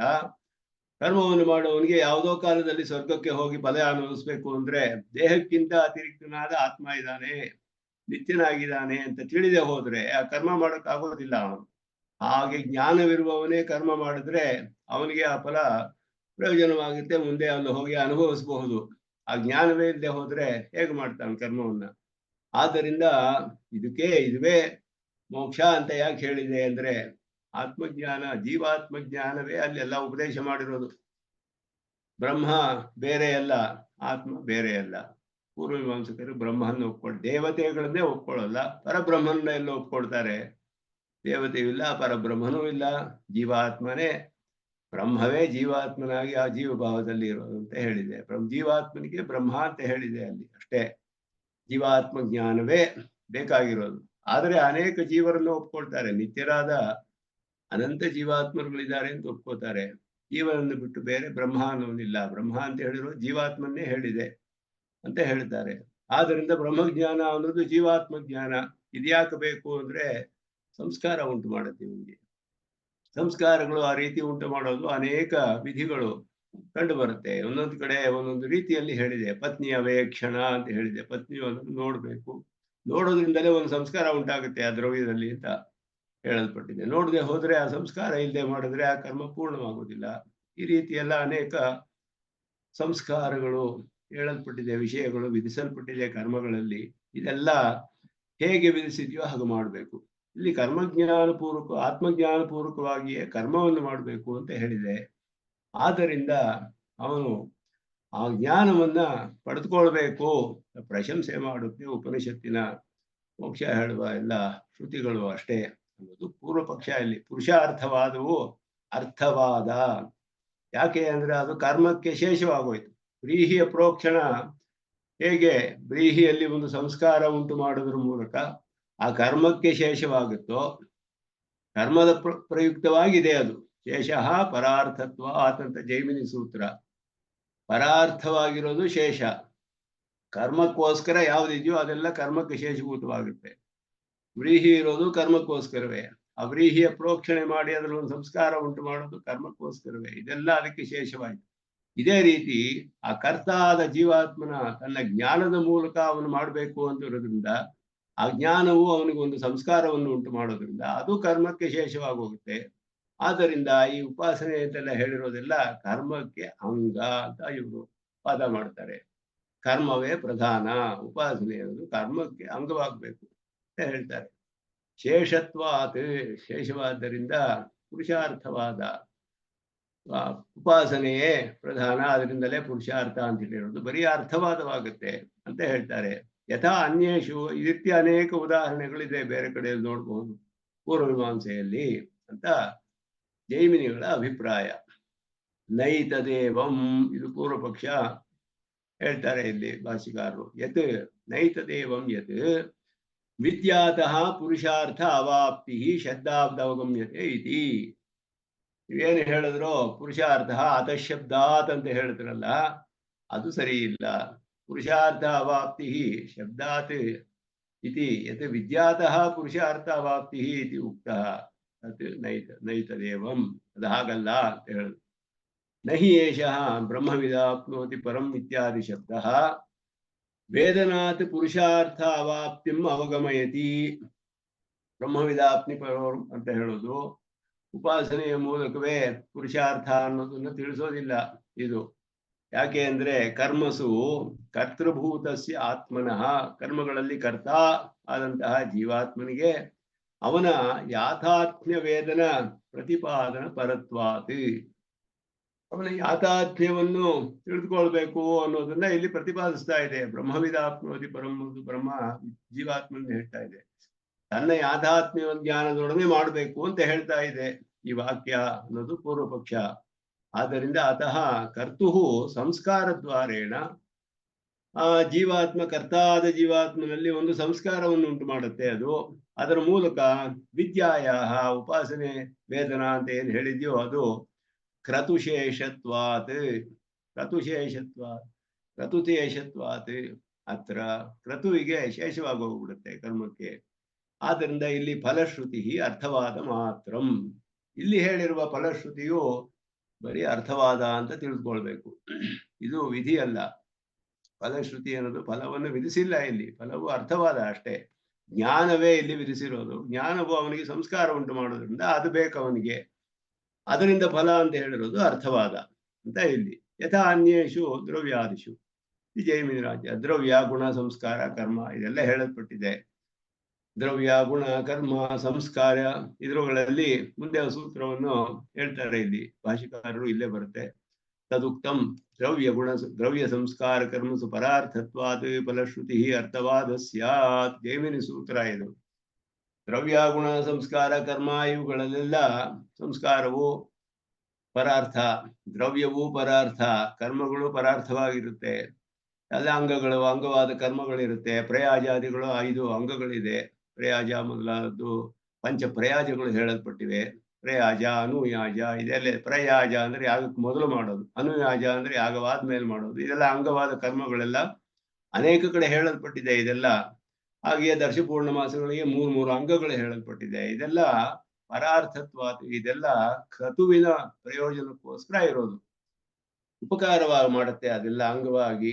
ಆದ್ದರಿಂದ ಇದರಲ್ಲೆಲ್ಲ ಏನಾದ್ರೂ ಫಲಶ್ರುತಿ ಹೇಳಿದ್ರೆ, ಇಂತಹ ದ್ರವ್ಯ ಸಂಸ್ಕಾರ ಕರ್ಮಗಳಲ್ಲಿ ಫಲಶ್ರುತಿ ಹೇಳಿದ್ರೆ ಅದು ಅರ್ಥವಾದ ಸ್ಯಾತ್, ಅರ್ಥವಾದ ಅಂತ ತಿಳ್ಕೋಬೇಕು. ಜೈಮಿನಿಯ ನಿಶ್ಚಯ ನ್ಯಾಯ ಸೂತ್ರದಲ್ಲಿ ಹೇಳಿದ್ದಾರೆ ಇದರ ಈ ರೀತಿ. ಅರ್ಥವಾದ ಅಂದ್ರೆ ಬರೀ ಪ್ರಶಂಸಾ ವಾಕ್ಯಗಳು ಅಂತ ಅರ್ಥ, ಪ್ರಶಂಸೆ ಮಾಡುತ್ತೆ. ಆದ್ದರಿಂದ ಇಲ್ಲಿ ಪುರುಷಾರ್ಥವಾದ ಉಪಾಸನೆಯಿಂದ ಅಂತ ಹೇಳೋದು ಅರ್ಥವಾದ ಅನ್ನೋದು ಪೂರ್ವ ಪಕ್ಷ. ನನುಚ ಕರ್ಮಸು ಕರ್ತುಹು ಜೀವ, ಇಲ್ಲಿ ನಾವು ಹೇಳ್ತೀವಿ, ಇಲ್ಲಿ ಸಿದ್ಧಾಂತಿ ಇದಕ್ಕೆ ಆಕ್ಷೇಪ ಮಾಡೋದು. ಪೂರ್ವ ಪಕ್ಷ ಏನ್ ಹೇಳಿದ್ರು ಅದಕ್ಕೆ ಸಿದ್ಧಾಂತಿ ಆಕ್ಷೇಪ ಮಾಡ್ತಾರೆ. ನಾವು ಹೇಳ್ತೀವಿ ಕರ್ಮಗಳಲ್ಲಿ ಕರ್ಮಸು ಕರ್ತು ಜೀವಾತ್ ಅನ್ಯಃ ಮುಮುಕ್ಷುಭಿಃ ಪ್ರಾಪ್ಯತೆಯ ವೇದಾಂತೇಶು ವೇದ್ಯ ಉಪದಿಶ್ಯತೆ ಇತಿ ಪ್ರಾಗೇವ ಉಪಪಾದಿತಂ. ಹಿಂದೆನೆ ಎಲ್ಲ ಮಾಡಿದೀವಲ್ಲ ಬೇಕಾದಷ್ಟು. ಕರ್ಮಗಳಲ್ಲಿ ಕರ್ತಾ ಆದ ಜೀವಾತ್ಮನಿಗಿಂತ ಅನ್ಯಃ ಉತ್ತಮ ಪುರುಷಸ್ತು ಅನ್ಯಃ ಪರಮಾತ್ಮ ಇತ್ಯುದಾಹೃತಃ ಅಂತ ಹೇಳಿದೆಯಲ್ಲ. ಉತ್ತಮ ಪುರುಷಸ್ತು ಅನ್ಯಃ ಪರಮಾತ್ಮ ಬೇರೆಯವನು. ಭೇದ ವ್ಯಪದೇಶ ಭೇದ ಹೇಳಲ್ಪಟ್ಟಿದೆ ಪರಮಾತ್ಮನಿಗೂ ಜೀವನಿಗೂ. ನ ಇತರ ಅನುಪಪತ್ತೇ ಪರಮಾತ್ಮನಲ್ಲ. ಯಾಕೆ ಅಂದ್ರೆ ಉತ್ಪನ್ನವಾಗೋದಿಲ್ಲ. ಇದೆಲ್ಲ ಜೀವನಿಗೂ ಪರಮಾತ್ಮನಿಗೂ ಭೇದವನ್ನು ಹೇಳುವ ಅನೇಕ ಶ್ರುತಿಗಳನ್ನು ಆಧರಿಸಿ ಬಾದರಾಯಣ ಸೂತ್ರದಲ್ಲಿ ನಿಶ್ಚಯ ಮಾಡ್ತಾರೆ. ನ ಇತರ ಅನುಪಪತ್ತೇಹೇ. ಇತರನು ಅಂದ್ರೆ ಪರಮಾತ್ಮನಲ್ಲ. ಭೇದ ವ್ಯಪದೇಶಾತ್ ಚ ಪರಮಾತ್ಮನಿಗೂ ಜೀವನಿಗೂ ಭೇದವು ಹೇಳಿರೋದ್ರಿಂದಲೂ ಅನುಪತ್ತೇಷ್ಟು ನ ಶಾರೀರ ಉಪಪನ್ನವಾಗದೇ ಇರೋದ್ರಿಂದ ಜೀವಾತ್ಮನಾಗೋದಿಲ್ಲ. ಇಲ್ಲಿ ಶಾರೀರ ಅಂದ್ರೆ ಜೀವಾತ್ಮ ಅಂತ ಅರ್ಥ. ಇಂಥ ಕಡೆ ಎಲ್ಲ ಕರ್ತ ಆದ ಜೀವಾತ್ಮನಿಗಿಂತ ಕರ್ಮಗಳಲ್ಲಿ ಕರ್ತಮಾಗಿದ್ದಾನಲ್ಲ, ಕರ್ಮಗಳನ್ನೆಲ್ಲ ಮಾಡೋ ಜೀವಾತ್ಮ ಅವನಿಗಿಂತ ಬೇರೆಯಾದವನು ಮುಮುಕ್ಷಗಳಿಂದ ಪ್ರಾಪ್ಯನು ಅಂತ ತಿಳಿದುಕೊಳ್ಬೇಕು ಅಂತ ತಾನೇ ವೇದಾಂತಗಳಲ್ಲಿ ಉಪದೇಶವಾಗಿರುವುದು. ಮುಮುಕ್ಷುಭಿಃ ಪ್ರಾಪ್ಯತೆಯ ವೇದ್ಯ ವೇದಾಂತೇಶು ವೇದ್ಯ ಉಪದಿಶ್ಯತೆ ಇತಿ. ವೇದಾಂತಗಳು ಅದನ್ನೇ ಉಪದೇಶ ಮಾಡುತ್ತೆ. ಕರ್ತ ಆದ ಜೀವಾತ್ಮನಿಗಿಂತ ಬೇರೆ ಪರಮಾತ್ಮ, ಅವನನ್ನು ಉಪಾಸನೆ ಮಾಡಬೇಕು. ನಾನೇ ಪರಮಾತ್ಮ ಅಂತ ತಿಳ್ಕೊಳಕ್ಕಾಗೋದಿಲ್ಲ. ನನಗಿಂತ ಬೇರೆಯಾದವನು, ನಾನು ಅವನ ಆಧಾರದಲ್ಲಿದ್ದೇನೆ, ಅವನ ನಿಯಮದಲ್ಲಿದ್ದೇನೆ, ಅವನಿಗೆ ಶೇಷಭೂತವಾಗಿದ್ದೇನೆ, ಅವನ ಎಲ್ಲಕ್ಕೂ ಆತ್ಮನಾಗಿ ನನಗೂ ಆತ್ಮನಾಗಿದ್ದಾನೆ. ಹೀಗೆ ತಿಳಿಬಹುದೇ ಹೊರತು ನಾನು ಅವನು ಒಂದೇ ಅಂತ ತಿಳಿಯಕ್ಕಾಗೋದಿಲ್ಲ. ಹಾಗೆಯೇ ವೇದಾಂತಗಳಲ್ಲಿ ಉಪದೇಶ ಮಾಡಿರೋದು ಅಂತ ಹೇಳಿದ್ರೆ ಸೂತ್ರಗಳಲ್ಲಿಯೂ ಬಾದರಾಯಣರು ಹೇಳಿದ್ದಾರೆ. ನೇತರ ಅನುಪಪತ್ತೇ ಭೇದ ವ್ಯಪದೇಶ ಚ ಅನುಪಪಸ್ಥೆ ಶಾರೀರ ಇತರ ಪರಾಮರ್ಶಾತಿಥಿ ಸ ಇತಿ ಚೇತನ ಅಸಂಭವಾತ್. ಇತರನ್ನು ಹೇಳಿರೋದ್ರಿಂದ ಅವನೇ ಪರಮಾತ್ಮನೇ ಜೀವಾತ್ಮ ಅಂತ ಹೇಳಿದ್ರೆ ಸಂಭವವಲ್ಲ. ಸಹ ಇತಿ ಚೇತನ ಇತರ ಪರಾಮರ್ಶಾತ್. ಪರಮಾತ್ಮನನ್ನೇ ಹೇಳಿರೋದ್ರಿಂದ ಇದೆಲ್ಲ ಪರಮಾತ್ಮನ ವಿಷಯ. ಜೀವನಿಗೂ ಪರಮಾತ್ಮನಿಗೂ ಭೇದ ಹೇಳುತ್ತೆ. ಅಸಂಭವಾತ್. ಜೀವ ಪರಮಾತ್ಮ ಒಬ್ಬನೇ ಆಗೋದಿಲ್ಲ. ಇದೆಲ್ಲ ಅತ್ಯಂತ ವಿಲಕ್ಷಣ. ಅವರ ಸ್ವರೂಪದಲ್ಲಿಯೂ ಸ್ವಭಾವದಲ್ಲಿಯೂ ಅತ್ಯಂತ ವೈಲಕ್ಷಣ್ಯವಿದೆ. ಜೀವನಿಗೂ ಪರಮಾತ್ಮನಿಗೂ ಸ್ವರೂಪ ಸ್ವಭಾವಗಳಲ್ಲಿ ಅತ್ಯಂತ ವೈಲಕ್ಷಣ್ಯ. ಅಚಿತ್ತಿಗೂ ಪರಮಾತ್ಮನಿಗೂ ಅತ್ಯಂತ ವೈಲಕ್ಷಣ್ಯ. ಇದರಿಂದಲೇ ಇದು ಭೇದವೂ ಸಿದ್ಧಿಸುತ್ತೆ ನಮ್ಮ ಸಿದ್ಧಾಂತದಲ್ಲಿ. ಆದರೆ ಶರೀರಾತ್ಮಭಾವದಿಂದ ಆ ಭೇದವನ್ನು ಹೇಳ್ತೀವಿ. ಅದೆಲ್ಲ ಸ್ಥಾಪನೆ ಮಾಡಲಾಗಿದೆ ಅನೇಕ ಸೂತ್ರಗಳಲ್ಲಿ. ಇದೆಲ್ಲ ಇತ್ಯಾದಿ ಇತ್ಯೇವಮಾದಿಭಿಃ ಸೂತ್ರ. ಈ ಸೂತ್ರಗಳಲ್ಲಿ ಬ್ರಹ್ಮಸೂತ್ರದಲ್ಲಿ ಬಹುಶಃ ಅನೇಕವರಲ್ಲಿ ಭೇದವನ್ನೇ ಹೇಳ್ತಾರೆ ಬಾದರಾಯಣರು. ಜೀವನಿಗೂ ಪರಮಾತ್ಮನಿಗೂ ಭೇದವನ್ನೇ ಹೇಳ್ತಾರೆ ಅನೇಕ ಕಡೆ. ಅದು ಸ್ಪಷ್ಟವಾಗಿದೆ. ತದೇವ ಬ್ರಹ್ಮ ತತ್ವಂ ತದ್ಬ್ರಹ್ಮ ತತ್ವಮಸ್ಯಾದಿ ಸಾಮಾನಾಧಿಕರಣ್ಯೇನ ಜೀವಾತ್ ಅನತಿರಿಕ್ತಂ ಇತ್ಯೇತದಪಿ ಅಧಿಕಂತು ಭೇದ ನಿರ್ದೇಶಾತ್ ಇತ್ಯೇವಮಾದಿಭಿಃ ನಿರಸ್ತಂ. ಅಧಿಕಂತು ಭೇದ ನಿರ್ದೇಶಾತ್. ಅಧಿಕ ಅಂದ್ರೆ ಅರ್ಥಾಂತರಭೂತಂ ಅಂತ ಅರ್ಥ. ತು ಅನ್ನೋದು ಪಕ್ಷವನ್ನು ವ್ಯಾವೃತ್ತಿ ಮಾಡುತ್ತೆ. ಜೀವಾತ್ಮನೇ ಪರಮಾತ್ಮ ಅಂತ ಹೇಳ್ತಿರಲ್ಲ ನೀವು, ಪರಮಾತ್ಮನೇ ಜೀವಾತ್ಮ ಅಲ್ವೇ, ಹಾಗೆ ತಾನೇ ಹೇಳಿರೋದು ಅಂತ ಹೇಳಿದ್ರೆ ಅದು ತತ್ವಮಸಿ ಮೊದಲಾದ ವಾಕ್ಯಗಳಲ್ಲಿ ಸಾಮಾನಾಧಿಕರಣದಿಂದ ಐಕ್ಯ ಕಂಡು ಬರುತ್ತೆ. ಜೀವಾತ್ ಅನತಿರಿಕ್ತಂ ಅಂತ ಏನು ಹೇಳಿದ್ರು ಬ್ರಹ್ಮ ತತ್ವಮಸ್ಯಾದಿ ಸಾಮಾನಾಧಿಕರಣ್ಯೇನ. ಬ್ರಹ್ಮವು ತತ್ವಮಸಿ ಮೊದಲಾದ ವಾಕ್ಯಗಳಿಂದ ತಿಳಿದು ಬರುವ ಸಮಾನಾಧಿಕರಣ್ಯ. ತತ್ ತ್ವಂ ಎರಡಕ್ಕೂ ಸಮಾನಾಧಿಕರಣ್ಯವಿದೆ. ಇಲ್ಲಿ ಒಂದೇ ವಿಭಕ್ತಿಯಲ್ಲಿದೆ. ತತ್ ಅನ್ನೋದು ಪರಮಾತ್ಮನನ್ನು ತಿಳಿಸುತ್ತೆ, ಜಗತ್ಕಾರಣನಾದ ಪರಮಾತ್ಮ. ತ್ವಂ ಅನ್ನೋದು ಕೇತಕೇತು ಜೀವಾತ್ಮನನ್ನು ತಿಳಿಸುತ್ತೆ. ಜೀವಾತ್ಮನಿಗೂ ಪರಮಾತ್ಮನಿಗೂ ಸಮಾನಾಧಿಕರಣ್ಯ ಹೇಗೆ ಅಂತ ಹೇಳಿದ್ರೆ ಎರಡು ಒಂದೇ ಆಗಕ್ಕೆ ಸಾಧ್ಯವಿಲ್ಲ. ಅತ್ಯಂತ ವಿರುದ್ಧವಾದ ಸ್ವರೂಪ ಸ್ವಭಾವಗಳು. ಇವನು ಬರೀ ದೋಷಪೂರಿತನಾದವನು, ಇವನು ಕರ್ಮಬಂಧವೆಲ್ಲ ಇದೆ, ಬದ್ಧನಾಗಿದ್ದಾನೆ, ಇದೆಲ್ಲ ಇದೆ, ಇವನಿಗೆ ಬೇಕಾದ ದೋಷಗಳಿದೆ. ಇವನು ಅಣುಸ್ವರೂಪನಾದವನು, ಇವನಿಗೆ ಸ್ವಭಾವದಲ್ಲಿ ಸಂಕೋಚ ವಿಕಾಸಗಳೆಲ್ಲ ಉಂಟಾಗುತ್ತೆ. ಪರಮಾತ್ಮನಾದರೂ ಅವನಿಗೆ ಉಭಯಲಿಂಗ ವಿಶಿಷ್ಟನಾದವನು, ಜಗತ್ಕಾರಣನಾದವನು. ಇವರಿಗೆ ಹೇಗೆ ಸಮಾನಾಧಿಕರಣ್ಯ ಅಂತ ಹೇಳಿದ್ರೆ ಅಲ್ಲಿ ಸಮಾನಾಧಿಕರಣ್ಯ ಹೇಳಬೇಕಾದ್ರೆ ಎರಡು ಬೇರೆ ಬೇರೆ ಶಬ್ದಗಳು ಬೇರೆ ಬೇರೆ ವಿಷಯಗಳನ್ನು ತಿಳಿಸುವ ಪ್ರಯುಕ್ತವಾಗಿ ಪ್ರಯೋಗಿಸಲ್ಪಟ್ಟು ಒಂದೇ ಪದಾರ್ಥವನ್ನು ತಿಳಿಸೋದಕ್ಕೆ ಸಮಾನಾಧಿಕರಣ್ಯ ಅಂತ ಡೆಫಿನೇಷನ್ ಲಕ್ಷಣ. ಭಿನ್ನ ಪ್ರವೃತ್ತಿ ನಿಮಿತ್ತಾನಾಂ ಶಬ್ದಾನಾಂ ಏಕಸ್ಮಿನ್ ಅರ್ಥೇ ವೃತ್ತಿ ಸಮಾನಾಧಿಕರಣ್ಯಂ. ತತ್ ಅನ್ನೋದು ಏನು ತೋರಿಸ್ತಿದೆ? ಯಾವುದು ಪ್ರವೃತ್ತಿ ನಿಮಿತ್ತ? ಅದಕ್ಕೆ ನಿಮಿತ್ತ ಅಂದ್ರೆ ಕಾರಣ. ಯಾವ ನಿಮಿತ್ತದಿಂದ ಪ್ರವೃತ್ತವಾಗಿದೆ, ಯಾವ ವಿಷಯವನ್ನು ತಿಳಿಸಕ್ಕೆ ಪ್ರಯೋಗಿಸಲ್ಪಟ್ಟಿದೆ ತತ್ ಅನ್ನೋದು ಜಗತ್ ಕಾರಣತ್ವ ಉಭಯಲಿಂಗವಾದ ವಿಶಿಷ್ಟನಾದ ಪರಬ್ರಹ್ಮ ಅಂತ ತಿಳಿಸಿದೆ. ತ್ವಮ್ ಅನ್ನೋದಕ್ಕೆ ಏನು ಪ್ರವೃತ್ತಿ ನಿಮಿತ್ತ ಅಂದ್ರೆ ಜೀವ ಶರೀರಕನಾದ ಪರಮಾತ್ಮನನ್ನು ತಿಳಿಸೋದು ಉದ್ದೇಶ. ಅದಕ್ಕೆ ನಿಮಿತ್ತ ಜೀವ ಶರೀರಕನಾದ ಪರಮಾತ್ಮ. ಆದ್ದರಿಂದ ಪರಮಾತ್ಮನಿಗೂ ಐಕ್ಯ. ಒಂದೇ ಪರಮಾತ್ಮ ಹೇಳಿರೋದು. ಜಗತ್ಕಾರಣ ಪರಮಾತ್ಮನು ಜೀವ ಶರೀರಕನಾದ ಪರಮಾತ್ಮನು ಒಬ್ಬನೇ. ವಿಶೇಷ್ಯದಲ್ಲಿ ಐಕ್ಯ. ಇದೆರಡು ವಿಶೇಷಣಗಳು ಅವನಿಗೆ. ಅದನ್ನ ಆ ತತ್ವಮಸಿಯಲ್ಲಿ ಆರಂಭದಲ್ಲಿ ಐತದಾತ್ಮ್ಯಮಿದಂ ಸರ್ವಂ ಅಂತಲೇ ಆರಂಭಿಸುತ್ತೆ ವಾಕ್ಯ. ಇದೆಲ್ಲವೂ ಅವನನ್ನು ಆತ್ಮನಾಗಿ ಹೊಂದಿದೆ. ತತ್ ಸತ್ಯಂ ಸ ಆತ್ಮ. ಅವನು ಆತ್ಮನಾಗಿ ಹೊಂದಿರೋದೇ ಸತ್ಯವಾದದ್ದು, ಅವನೇ ಆತ್ಮ. ತತ್ ತ್ವಂ ಅಸಿ. ಇವೆಲ್ಲವೂ ಅವನನ್ನೇ ಆತ್ಮನಾಗಿ ಹೊಂದಿದೆ. ಅವನು ನೀನೇ ಆಗಿದೆಯಾ ಅಂತ ಹೇಳಿದ್ರೆ ನೀನು ಅವನನ್ನೇ ಆತ್ಮನಾಗಿ ಹೊಂದಿದೆಯೇ ಅನ್ನೋದು ಅಲ್ಲಿ ಅರ್ಥ. ಸಾಮಾನ್ಯ ವಿಶೇಷ ನ್ಯಾಯ ಅಂತ ಹೇಳೋದು. ಅಲ್ಲಿ ಶ್ವೇತಕೇಶುವಿನಲ್ಲಿ ಪರ್ಯವಸಾನ. ಸರ್ವಾತ್ಮಕತ್ವವು ಶ್ವೇತಕೇತುವಿನಲ್ಲಿ ಪರ್ಯವಸಾನ. ಅವನಿಗೂ ಆತ್ಮ ಅಂತ ಹೇಳೋದು. ಅದರಲ್ಲಿ ಜೀವನೇ ಪರಮಾತ್ಮ ಅಂತ ಐಕ್ಯ ಹೇಳಬೇಕು ಅಂತ ಏನ್ ಹೇಳಿದ್ರು ಅದನ್ನ ಸೂತ್ರಕಾರರು ತಳ್ಳಿ ಹಾಕಿದ್ರು. ಅಧಿಕಂತು ಭೇದ ನಿರ್ದೇಶಾತ್ ಅಂತ ಐಕ್ಯ ಹೇಳಕ್ಕಾಗೋದಿಲ್ಲ. ಯಾಕೆ ಅಂದ್ರೆ ಅಧಿಕಂ ಅರ್ಥಾಂತರಭೂತಂ ಅಂತ ಅರ್ಥ. ಅದಕ್ಕೆ ಅಧಿಕಂ ಶಬ್ದಕ್ಕೆ ಅರ್ಥಾಂತರಭೂತನಾದವನು. ಕರ್ಣಾಧಿಪಾಧಿಪ.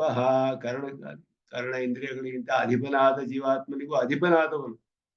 ಅಧಿಕಂ ಅನ್ನೋದು ಬೇರೆ ಪದಾರ್ಥ ಅಂತ ತಿಳಿಸುತ್ತೆ. ಅರ್ಥಾಂತರಭೂತಂ. ಯಾಕೆ ಅಂದ್ರೆ ಭೇದ ಹೇಳಿದೆ. ಜೀವನಿಗೂ ಪರಮಾತ್ಮನಿಗೂ ಇಬ್ರು ಒಂದೇ ಆಗಕ್ಕೆ ಸಾಧ್ಯವಿಲ್ಲ, ಐಕ್ಯವಾಗಕ್ಕೂ ಆಗೋದಿಲ್ಲ. ಆದ್ದರಿಂದ ಅವನು ಬೇರೆ ಪದಾರ್ಥ ಅಧಿಕಂ ಹೇಳಿ ಆ ಸೂತ್ರದಲ್ಲಿ ಐಕ್ಯವಿಲ್ಲ. ತತ್ವಮಸಿ ಅನ್ನೋದು ಐಕ್ಯವನ್ನು ತಿಳಿಸೋಲ್ಲ ಅಂತ ಶರೀರಾತ್ಮ ಭಾವದಿಂದ ಎಲ್ಲಕ್ಕೂ ಪರಮಾತ್ಮನೇ ಆತ್ಮ ಅನ್ನೋದನ್ನ ತಿಳಿಸುತ್ತೆ ಅನ್ನೋದನ್ನ ಹೇಳಿದ್ರು. ಸಮಾನಾಧಿಕರಣ್ಯ ನಿರ್ದೇಶ ಐತದಾತ್ಮ್ಯಮಿದಂ ಸರ್ವಂ. ಇದೇ ಈಗಲೇ ಹೇಳಿದ ಐತದಾತ್ಮ್ಯಮಿದಂ ಸರ್ವಂ. ಸರ್ವಂ ಖಲು ಇದಂ ಬ್ರಹ್ಮ ಇತಿ ಚೇತನಾಚೇತನ ಸಾಧಾರಣ. ಇದ್ಯಾಕೆ ಎರಡನ್ನೂ ಹೇಳಿದ್ರು ಅಂದ್ರೆ ಐತದಾತ್ಮ್ಯಮಿದಂ ಸರ್ವಂ ಅಂದಾಗ ಇದಂ ಸರ್ವಂ ಸರ್ವಂ ಖಲು ಇದಂ ಬ್ರಹ್ಮ ಒಂದು ಕಡೆ ಬರೀ ಅಚೇತನಕ್ಕೂ ಬ್ರಹ್ಮನಿಗೂ ಐಕ್ಯ ಹೇಳಿದೆ, ಇನ್ನೊಂದು ಕಡೆ ಚೇತನಿಗೂ ಬ್ರಹ್ಮನಿಗೂ ಐಕ್ಯ ಹೇಳಿದೆ. ಈ ರೀತಿ ಎಲ್ಲ ಅರ್ಥ ಮಾಡಿ ಬೇರೆ ಬೇರೆ ಕಡೆ ಮಾಡಿದ್ರೆ ಇದಂ ಸರ್ವಂ ಅಂತ ಸರ್ವಂ ಖಲ್ವಿದಂ ಬ್ರಹ್ಮ ಎಲ್ಲವೂ ಕೂಡ ಸಮಾನಾಧಿಕರಣ್ಯ. ಚೇತನಾಚೇತನ ಸಾಧಾರಣ. ಚೇತನಕ್ಕೂ ಅಚೇತನಕ್ಕೂ ಸಾಧಾರಣವಾದದ್ದು ಅದು ಪೃಥಿವ್ಯಾಂ ತಿಷ್ಠನ್. ಇದು ಅಚೇತನಗಳನ್ನೆಲ್ಲ ತಿಳಿಸುತ್ತೆ. ಯಹ ಪೃಥಿವ್ಯಾಂ ತಿಷ್ಠನ್ ತೇಜಸ್ ತಿಷ್ಠನ್ ಅಗ್ನೌ ತಿಷ್ಠನ್ ವಾಯು ತಿಷ್ಠನ್. ಒಂದೊಂದು ಅಚೇತ ಪದಾರ್ಥವನ್ನು ಹೇಳಿ ಎಲ್ಲಕ್ಕೂ ಆತ್ಮ, ಎಲ್ಲಕ್ಕೂ ಅಂತರ್ಯಾಮಿ ಅಂತರ್ಯಾಮಿ. ಕಡೆಯಲ್ಲಿ ಚೇತನರಿಗೂ ಅವನೇ ಅಂತರ್ಯಾಮಿ. ಯಹ ಆತ್ಮನಿ ತಿಷ್ಠನ್. ಆತ್ಮ ಅನ್ನೋ ಶಬ್ದ ಉಪಯೋಗಿಸಿದೆ. ಇದು ಜನರಲ್ ಟರ್ಮ್. ಆತ್ಮ ಅನ್ನೋದು ಎಲ್ಲಾ ಜೀವಾತ್ಮರುಗಳನ್ನು ತಿಳಿಸುತ್ತೆ. ಮುಕ್ತರು ನಿತ್ಯರು ಎಲ್ಲ ಸೇರಿಸ್ಬೋದು ಇದರಲ್ಲಿ. ಮುಕ್ತರಿಗೂ ಅವನೇ ಆತ್ಮ, ಅನಿತ್ಯರಿಗೂ ಅವನೇ ಆತ್ಮ ಅನ್ನೋ ಶಬ್ದದಿಂದ ಎಲ್ಲ ಆತ್ಮರಿಗೂ ಮೂರು ವಿಧ ಆತ್ಮ ಇದ್ದಾರೆ. ಬದ್ಧ, ಮುಕ್ತ, ನಿತ್ಯ. ಎಲ್ಲ ಆತ್ಮರುಗಳಿಗೂ ಅಂತರ್ಯಾಮಿ ಪರಮಾತ್ಮ ಅನ್ನೋದು ಚೇತನಾಚೇತನಗಳಿಗೆಲ್ಲ ಸಾಧಾರಣವಾದದ್ದು ಸಮಾನಾಧಿಕರಣ್ಯ. ಇತ್ಯಾದಿನ ಅವಗತ ಅವಗತ ತತ್ತದ ಆತ್ಮತೆಯ ಅವಗತ ತತ್ತದ ಆತ್ಮತೆಯ ಅವಸ್ಥಿತ ನಿಬಂಧನ. ಅವುಗಳಿಗೆಲ್ಲ ಆತ್ಮನಾಗಿ ಇರುವುದರಿಂದ ಸಮಾನಾಧಿಕರಣ್ಯ. ಪೃಥಿವ್ಯಾಂ ತಿಷ್ಠನ್ ಅಂದ್ರೆ ಪೃಥ್ವಿಗೆ ಆತ್ಮನಾಗಿದ್ದಾನೆ. ವಾಯು ತಿಷ್ಠನ್ ವಾಯುವಿಗೆ ಆತ್ಮನಾಗಿದ್ದಾನೆ. ಆತ್ಮನಿ ತಿಷ್ಠನ್ ಆತ್ಮನಿಗೂ ಆತ್ಮನಾಗಿದ್ದಾನೆ. ಆದ್ದರಿಂದ ಇದು ಎಲ್ಲಕ್ಕೂ ಆತ್ಮನಾಗಿರುವುದರಿಂದ ಎಲ್ಲದರೊಡನೆ ಸಮಾನಾಧಿಕರಣ್ಯವು ಹೇಳಲ್ಪಟ್ಟಿದೆ ಅನ್ನೋದು ಅವಸ್ಥಿತೇ ರಿತಿಕಾಶ ಕೃಷ್ಣ ಇತ್ಯಾದಿ ಉಪಪಾದಿತಂ. ಎಲ್ಲ ಸಿದ್ಧಾಂತ ಸೂತ್ರಗಳನ್ನ ಸಿದ್ಧಾಂತಿ ಹೇಳ್ತಾನೆ. ಬೇರೆ ಜೀವಾತ್ಮ ಬೇರೆ, ಪರಮಾತ್ಮ ಬೇರೆ, ಜೀವಾತ್ಮ ಬೇರೆ, ಪರಮಾತ್ಮ ಬೇರೆ. ಎಷ್ಟು ಕಡೆ ಹೇಳಿದೆ, ಎಷ್ಟು ಸೂತ್ರಗಳಲ್ಲಿ, ಎಷ್ಟು ಶ್ರುತಿಗಳಲ್ಲಿ. ಅವಸ್ಥಿತೇ ಹೇ ಇತಿ ಕಾಶಕೃಷ್ಣ. ಸೂತ್ರಕಾರರು ಬಾದರಾಯಣರು ಕೆಲವು ಕಡೆ ಬಹಳ ಸಾಮಾನ್ಯವಾದ ಶಬ್ದಗಳನ್ನು ಉಪಯೋಗಿಸ್ಬಿಡ್ತಾರೆ. ಅಂಶಃ ನಾನಾವ್ಯಪದೇಶ ಅಂತ ಹೇಳಿದ ಹಾಗೆ ಅವಸ್ಥಿತೇ ಹೇ ಇರೋದರಿಂದ ಅಂತ ಕಾಶಿಕೃಷ್ಣರು ಹೇಳಿದ್ರು ಅನ್ನೋದನ್ನ ಬಾದರಾಯಣರು ಹೇಳಿದ್ರು. ಇದುವೇ ಸಿದ್ಧಾಂತ ಸೂತ್ರ. ನಮಗೂ ಇದೆ ಸಿದ್ಧಾಂತ, ಅದ್ವೈತಕ್ಕೂ ಇದೆ ಸಿದ್ಧಾಂತ. ಅವಸ್ಥಿತೇ ಮಾತ್ರ ಹೇಳಿದ್ರು ಅವರು. ಇರೋದ್ರಿಂದ ಅಂದ್ರೆ ಏನರ್ಥ? ಅಂತರವಸ್ಥಿತೇ, ಒಳಗಡೆ ಇದ್ದಾನೆ ಅಂದ್ರೆ ಹೇಗೆ? ಆತ್ಮನ ಅವಸ್ಥಿತೇ ಅಂತ ನಾವು ಮಾಡಿದ್ವಿ. ಜೀವಭಾವೇನ ಅವಸ್ಥಿತೇ ಅಂತ ಅದ್ವೈತದಲ್ಲಿ ಅರ್ಥ ಮಾಡ್ತಾರೆ. ಇಬ್ರಿಗೂ ಇದು ಒಪ್ಪುತ್ತೆ. ಅವಸ್ಥಿತೇ ಅಂತ ಹೇಳೋದಕ್ಕೆ ಹಿಂದೆ ಮುಂದೆ ಏನಾದ್ರು ಸೇರಿಸ್ಕೊಂಡ್ರೆ ಅವ್ರವ್ರ ಸಿದ್ಧಾಂತದ ಅರ್ಥ ಹೇಳ್ಬಿಡ್ಬೋದು. ಬಾದರಾಯಣರು ಅದನ್ನ ಬರೀ ಅವಸ್ಥಿತೇ ಅಂತ ಹೇಳಿದ್ರು. ಎಲ್ಲರೂ ಶಂಕರ ಭಾಷೆಯಲ್ಲೂ ಇದುವೇ ಸಿದ್ಧಾಂತ ಅಂತ ಹೇಳ್ತಾರೆ. ನಮ್ಮ ಭಾಷೆಯಲ್ಲಿಯೂ ಇದುವೇ ಸಿದ್ಧಾಂತ, ಅವಸ್ಥಿತೇ ಇತಿ ಕಾಶಿಕೃಷ್ಣರ ಮತ. ಅವರು ಒಳಗಡೆ ಇದಾನಲ್ಲ, ಅದಕ್ಕೋಸ್ಕರ ಅಂದ್ರೆ ಹೇಗಿದ್ದಾನೆ ಅನ್ನೋ ವಿಷಯ ಬರುತ್ತೆ. ಬೇರೆ ಸೂತ್ರಗಳನ್ನ, ಬೇರೆ ಶ್ರುತಿಗಳನ್ನ ನೋಡಿದ್ರೆ ಐತದಾತ್ಮ್ಯಂ ಸರ್ವಂ ಪೃಥಿವ್ಯಾಂ ತಿಷ್ಠನ್ ಆತ್ಮನಿ ತಿಷ್ಠನ್ ಆತ್ಮನೋ ಅಂತರಃ ಯಮ್ಮ ಆತ್ಮಾನ ವೇದ ಯಸ್ಯ ಆತ್ಮ ಶರೀರಂ ಯಹ ಆತ್ಮಾನಂ ಅಂತರೋ ಯಮಯತಿ ಸತೆ ಆತ್ಮ ಅಂತರ್ಯಾಮಿ. ಅವಸ್ಥಿತೇ ಅಂದ್ರೆ ಅಂತರ್ಯಾಮಿತೆಯ ಅವಸ್ಥಿತೇ ಅನ್ನೋದು ಸಿದ್ಧಿಸುತ್ತೆ ನಮಗೆ ಈ ವಾಕ್ಯದಿಂದ. ಅಂತರ್ಯಾಮಿಯಾಗಿ ಇರೋದ್ರಿಂದ ಅಂತ ಹೇಳಿ, ಅದರಿಂದ ಇದೆಲ್ಲವೂ ಭೇದವು ಹೇಳಲ್ಪಟ್ಟಿದೆ. ಅತ್ಯಂತ ಭೇದ, ಜೀವನಿಗೂ ಪರಮಾತ್ಮನಿಗೂ ಭೇದ ಹೇಳಲ್ಪಟ್ಟಿದೆ. ಇಷ್ಟೆಲ್ಲ ಹೇಳಿರುವಾಗ ತತ್ ಕಥಂ ಕರ್ಮಸು ಕರ್ತವು ಆತ್ಮನಃ ಯಾತಾತ್ಮ್ಯ ಉಪದೇಶ ಪರಾಹ ವೇದಾಂತ ಶಬ್ದಾಹ ಇತಿ ವಿದ್ಯಾಯಾಹ ಕರ್ಮಾಂಗತ್ವ ಪ್ರತಿಪಾದ್ಯತೆ. ಇಷ್ಟೆಲ್ಲ ಹೇಳಿರುವಾಗ ನೀವು ಹೇಳೋದು ಸರಿಯೇ ಅಂತ ಕೇಳ್ತಾರೆ. ಇಷ್ಟೆಲ್ಲ ಜೀವನಿಗೂ ಪರಮಾತ್ಮನಿಗೂ ಭೇದ ಹೇಳಿ ಎಲ್ಲಕ್ಕೂ ಆತ್ಮನು ಅವನು ಪರಮಾತ್ಮ, ಅವನ ಜ್ಞಾನದಿಂದಲೇ ಇವನಿಗೆ ಮೋಕ್ಷ, ಇದೇ ಎಲ್ಲ ಕಡೆಯೂ ಹೇಳಿರುವಂತಹದ್ದು ವೇದಾಂತದಲ್ಲಿ. ಇಷ್ಟೆಲ್ಲ ಹೇಳಿರುವಾಗ ಕರ್ಮಗಳಲ್ಲಿ ಕರ್ತ ಆದಂತಹ ಕರ್ಮಗಳನ್ನು ಮಾಡುವ ಜೀವಾತ್ಮ ಆತ್ಮನಃ ಯಾಥಾತ್ಮ್ಯ ಉಪದೇಶ ಪರಾಹ ವೇದಾಂತ ಶಬ್ದಾಹ. ಆ ಜೀವಾತ್ಮನ ಯಾಥಾತ್ಮ್ಯವನ್ನು ಮಾತ್ರವೇ ಉಪದೇಶ ಮಾಡ್ತಿದೆ ವೇದಾಂತಗಳು ಅಂತ ಹೇಳ್ತಿರಲ್ಲ. ಹೀಗೆ ಹೇಳಿ ಉಪಾಸನೆಯು ಕರ್ಮಕ್ಕೆ ಅಂಗ ಅಂತ ಹೇಳಿದ್ರೆ ಕರ್ಮವೇ ಪ್ರಧಾನ ಅಂಗಿ, ಉಪಾಸನೆ ಕರ್ಮಕ್ಕೆ ಅಂಗ ಅಂತ ಹೇಳ್ತಿರಲ್ಲ. ಇದು ಹೇಗೆ ಹೇಳಕ್ ಸಾಧ್ಯ ಅಂತ ಸಿದ್ಧಾಂತಿ ಇಲ್ಲಿ ಆಕ್ಷೇಪ ಮಾಡ್ತಾನೆ ಪೂರ್ವ ಪಕ್ಷಕ್ಕೆ. ಅದು ಭಾಷಿಕಾರರು ಹಾಗೆ ನಿರೂಪಣೆ ಮಾಡ್ತಾರೆ. ಅದಕ್ಕೆ ಅವ್ರು ಹೇಳ್ತಾರೆ, ಉತ್ತರ ಕೊಡ್ತೀವಿ ಎಂದ್ರು. ಉಚ್ಯತೆ ವೇದಾಂತ ವಾಕ್ಯೇಷು ಏವ ವಿದ್ಯಾಯಾಹ ಕರ್ಮ ಪ್ರಾಧಾನ್ಯಂ ಸೂಚಯದ್ಭಿ ಲಿಂಗೈಃ ತದುಪಬೃಂಹಿತ ಸಾಮಾನಾಧಿಕರಣ ನಿರ್ದೇಶೇನ ಚ. ಎರಡು ಹೇಳಿದ್ರು. ಅನೇಕ ಲಕ್ಷಣಗಳಿದೆ, ಲಿಂಗಗಳಿದೆ. ಏನು ಲಿಂಗಗಳು ಅಂದ್ರೆ ಕರ್ಮ ಪ್ರಾಧಾನ್ಯವನ್ನು ಸೂಚಿಸುವ ಲಿಂಗಗಳು. ಕರ್ಮವೇ ಪ್ರಧಾನ ಅಂತ ಹೇಳೋದಕ್ಕೆ ಅನೇಕ ಲಿಂಗಗಳಿದೆ ವೇದಗಳಲ್ಲಿಯೇ, ವೇದಾಂತ ವಾಕ್ಯಗಳಲ್ಲಿಯೇ ಇದೆ. ವಿದ್ಯಾಯಾಹ ಕರ್ಮ ಪ್ರಾಧಾನ್ಯಂ, ವಿದ್ಯೆಗಿಂತ ಉಪಾಸನೆಗಿಂತ ಕರ್ಮವೇ ಪ್ರಧಾನ ಅಂತ ಸೂಚನೆ ಮಾಡುವ ಲಕ್ಷಣಗಳು, ಚಿಹ್ನೆಗಳು ಅನೇಕವಾಗಿದೆ. ಅದು ತದುಪಬೃಂಹಿತ ಸಾಮಾನಾಧಿಕರಣ ನಿರ್ದೇಶೇನ ಚ. ಆ ಒಂದು ಕರ್ಮ ಪ್ರಾಧಾನ್ಯವನ್ನು ವಿಷದಗೊಳಿಸುವಂತಹ ಸಾಮಾನಾಧಿಕರಣ್ಯ ಉಪಬೃಂಹಣ ಮಾಡುತ್ತೆ ಇದನ್ನ. ಈ ಲಕ್ಷಣ ಚಿಹ್ನೆಗಳನ್ನೆಲ್ಲ ವಿದ್ಯೆ ಉಪಾಸನೆಗಿಂತ ಕರ್ಮವೇ ಪ್ರಧಾನ ಅಂತ ಎಲ್ಲಿ ಹೇಳಿದ್ಯೋ ಅದನ್ನ ವಿಷದವಾಗಿ ನಮಗೆ ತಿಳಿಸೋದು ಸಾಮಾನಾಧಿಕರಣ ವಾಕ್ಯಗಳು. ಇದುವೇ ವೇದಾಂತದಲ್ಲಿ ಬೇಕಾದಷ್ಟು ವೇದಾಂತ ಶಬ್ದ. ಇಂತಹ ವೇದಾಂತಗಳಲ್ಲಿ ಹೇಳಿರುವ ಶಬ್ದಗಳು ದೇಹಾತಿರಿಕ್ತ ಜೀವ ಸ್ವರೂಪ ಯಾಥಾತ್ಮ್ಯ ಉಪದೇಶ ಪರಾಹ. ದೇಹಕ್ಕಿಂತ ಬೇರೆಯಾದ ಜೀವಾತ್ಮನ ಸ್ವರೂಪ ಯಾಥಾತ್ಮ್ಯವನ್ನೇ ಉಪದೇಶ ಮಾಡ್ತಾ ಇದೆ ಅಂತ ಬಲಾತ್ ಅಭ್ಯುಪಗಮನೀಯಂ, ಬಲವಾಗಿ ಹಾಗೆಯೇ ಒಪ್ಕೊಳ್ಬೇಕಾವಾಗ ಅಂತ ಹೇಳಿದ್ರು. ಯಾಕೆ ಅಂದ್ರೆ ಬೇಕಾದಷ್ಟು ಕರ್ಮ ಪ್ರಾಧಾನ್ಯವನ್ನು ಹೇಳುವ ಸೂಚಿಸುವಂತಹ ಲಕ್ಷಣವಿರುವ ಅನೇಕ ವಾಕ್ಯಗಳು ಬರುತ್ತೆ. ಆದ್ದರಿಂದ ಸಾಮಾನಾಧಿಕರಣವೆಲ್ಲ ಅದನ್ನೇ ವಿಶದವಾಗಿ ಮಾಡ್ತಾ ಇದೆ ಅಂತ ಹೇಳಿ ಸ್ಪಷ್ಟಪಡಿಸ್ತಿದೆ ಅಂತ ಹೇಳಿ ನಾವು ದೇಹಕ್ಕಿಂತ ಬೇರೆಯಾದ ಜೀವನ ಸ್ವರೂಪ ಯಾಥಾತ್ಮ್ಯವೇ ಅಷ್ಟೇ ಇಲ್ಲಿ ಉಪದೇಶ ಮಾಡಿರೋದು ಹೊರತು ಬ್ರಹ್ಮ ಸ್ವರೂಪವೇ ಇಲ್ಲ, ಬ್ರಹ್ಮ ಅನ್ನೋದೇ ಇಲ್ಲ, ಜೀವನೇ ಬ್ರಹ್ಮ ಅಂತ ಹೇಳಲ್ಪಟ್ಟಿದ್ದಾನೆ ಅಂತ ನಾವು ಒಪ್ಕೊಳ್ಳೇಬೇಕು, ಬೇರೆ ದಾರಿ ಇಲ್ಲ ಅಂತ ಹೇಳ್ತಾನೆ ಪೂರ್ವ ಪಕ್ಷಿ. ಬಲಾತ್ ಗಮನೀಯಂ, ಬಲವಾಗಿ ಅದನ್ನ ಬಲವಂತವಾಗಿ ಹಾಗೆ ಒಪ್ಕೊಳ್ಬೇಕು ಅಂತ ಹೇಳಿದ್ರು. ಅದಕ್ಕೆ ನನುಚ ಕರ್ತೃ ಸಂಸ್ಕಾರ ಮುಖೇನ ವಿದ್ಯಾಯಾಹ ಕ್ರತುವನ್ನು ಪ್ರವೇಶೋ ನ ಶಕ್ಯತೆ ವಕ್ತುಂ. ಅದಕ್ಕೆ ಮತ್ತೆ ಸಿದ್ಧಾಂತಿ ಆಕ್ಷೇಪ ಮಾಡ್ತೀವಿ. ನಾವು ಹೇಳ್ತೀವಿ ಅದಕ್ಕೆ ಕರ್ತಾದ ಜೀವಾತ್ಮನಿಗೆ ಒಂದು ಸಂಸ್ಕಾರ ಉಂಟು ಮಾಡೋದ್ರ ಮೂಲಕ ಆ ಉಪಾಸನೆ ಕ್ರತುವಿಗೆ ಹೇಗೆ ಅಂಗವಾಗುತ್ತೆ ಹೇಳಕ್ಕಾಗೋದಿಲ್ಲ ನೀವು ಅಂತ ನಾವು ಪ್ರಶ್ನೆ ಕೇಳ್ತೀವಿ. ಕರ್ತಾಗೆ ಒಂದು ಸಂಸ್ಕಾರ ಉಂಟು ಮಾಡುತ್ತೆ ಉಪಾಸನೆ. ಅದರಿಂದ ಉಪಾಸನೆ ಕ್ರತುಗೆ ಯಾಕೆ ಇದು ಸಂಸ್ಕಾರ ಅದಕ್ಕೆ ಅಂಗ ಅಂತ ಹೇಳ್ಬೋದು, ಉಪಾಸನೆಯೇ ಅಂಗ ಅಂತ ಹೇಗೆ ಹೇಳಕ್ಕಾಗುತ್ತೆ ಹೇಳಿದ್ರೆ, ಕರ್ತುಹು ಲೌಕಿಕ ವೈದಿಕ ಸಾಧಾರಣತ್ವೇನ ಅವ್ಯಭಿಚರಿತ ಕ್ರತು ಸಂಬಂಧಿತ್ವ ಅಭಾವಾತ್. ಲೌಕಿಕ ಕರ್ಮಗಳಲ್ಲಿಯೂ ಹಂಗೆ, ವೈದಿಕ ಕರ್ಮಗಳಲ್ಲಿಯೂ ಹಂಗೆ, ಎಲ್ಲದಕ್ಕೂ ಸಾಧಾರಣವಾದ್ದರಿಂದ ಇದು ನೇರವಾಗಿ ಕ್ರತುಗೆ ಸಂಬಂಧಿಸಿದೆ ಅಂತ ಹೇಳ್ಬೋದು ಅಂತ ಹೇಳಿದ್ರು. ಅಂತ ಪೂರ್ವ ಪಕ್ಷಿ ಹೇಳ್ತಾನೆ, ಹೇಗೆ ಇದು ಅಂಗ ಆಗುತ್ತೆ? ಸಂಸ್ಕಾರ ಉಂಟು ಮಾಡ್ಲಿ, ಆ ಸಂಸ್ಕಾರ ಅನ್ನೋದು ಅಂಗವಾಗಬಹುದು, ಈ ಉಪಾಸನೆಯೂ ಅಂಗ ಅಂತ ಹೇಗೆ ಹೇಳ್ತೀರಾ ಅಂದ್ರೆ, ಲೋಕದಲ್ಲಿಯೂ ಹಾಗೆ ಕಂಡು ಬರುತ್ತೆ, ವೈದಿಕ ಕರ್ಮಗಳಲ್ಲಿಯೂ ಅದೇ ನ್ಯಾಯ, ಎಲ್ಲ ಕಡೆಯೂ ಹಾಗೆಯೇ ಕರ್ಮವೇ ಪ್ರಧಾನ, ಮಿಕ್ಕಿದೆಲ್ಲ ಅದಕ್ಕೆ ಅಂಗ. ಅದನ್ನ ಹೀಗೆಯೇ ಒಪ್ಕೊಳ್ಬೇಕು ನಾವು. ಅದರಿಂದ ಆಗೋದಿಲ್ಲ, ಇದು ಕರ್ಮ ಆಗೋದಿಲ್ವಲ್ಲ ಅಂತ ಹೇಳಿದ್ರೆ ಅವ್ರು ಹೇಳ್ತಾರೆ, ಇಲ್ಲ, ಲೌಕಿಕಸ್ಯ ಕರ್ಮಣಃ ಕರ್ತುಹು ದೇಹಾದ ಅವ್ಯತಿರಿಕ್ತತ್ವೇ ಅಪಿ ಉಪಪತ್ತೇ. ನಾವು ಹೇಳಿದ್ನ ಇದು ನಾವು ಸಿದ್ಧಾಂತ ಹೇಳೋದು ಕ್ರತುಗೆ ಸಂಬಂಧಿಸಿಲ್ಲ ಉಪಾಸನೆ ಅಂತ ಹೇಳ್ತೀವಿ ನಾವು. ಕರ್ತು ಲೌಕಿಕ ವೈದಿಕ ಸಾಧಾರಣ ಅಂತ ನೀವು ಹೇಳಕ್ಕಾಗೋದಿಲ್ಲ, ಅದು ಸಾಧಾರಣ ಅಂತ ಹೇಳಿ ಕ್ರತುಗೆ ಅಭಾವ ಅದರಲ್ಲಿ ಹೇಳಕ್ಕಾಗೋದಿಲ್ಲ. ಲೌಕಿಕಕ್ಕೂ ಸಾಧಾರಣ, ವೈದಿಕಕ್ಕೂ ಸಾಧಾರಣ. ಆದ್ದರಿಂದ ನೇರವಾಗಿ ಕ್ರತು ಸಂಬಂಧಿತ್ವ ಅನ್ನೋದು ಸಿಗೋದಿಲ್ಲ ಉಪಾಸನೆಗೆ. ಸಂಸ್ಕಾರದ ಮೂಲಕ ಮಾಡಬಹುದೇ ಹೊರತು ನೇರವಾಗಿ ಉಪಾಸನೆಯೇ ಹೇಗೆ ಆಗುತ್ತೆ ಅಂತ ಹೇಳಿದ್ರೆ, ಲೌಕಿಕವಾದ ಕರ್ಮಕ್ಕೆ ಹೇಗೆ ಕರ್ತುಹು ದೇಹಾತ್ ಅವ್ಯತಿರಿಕ್ತತ್ವೇಪಿ ಉಪಪತ್ತೇ. ಅವ್ರು ಹೇಳಿದ್ರು ಲೌಕಿಕವಾದ ಕರ್ಮದಲ್ಲಿ ದೇಹಕ್ಕಿಂತ ಬೇರೆ ಅಲ್ಲ ಅಂದ್ರೂ ಮಾಡಬಹುದು ಕರ್ಮವನ್ನ.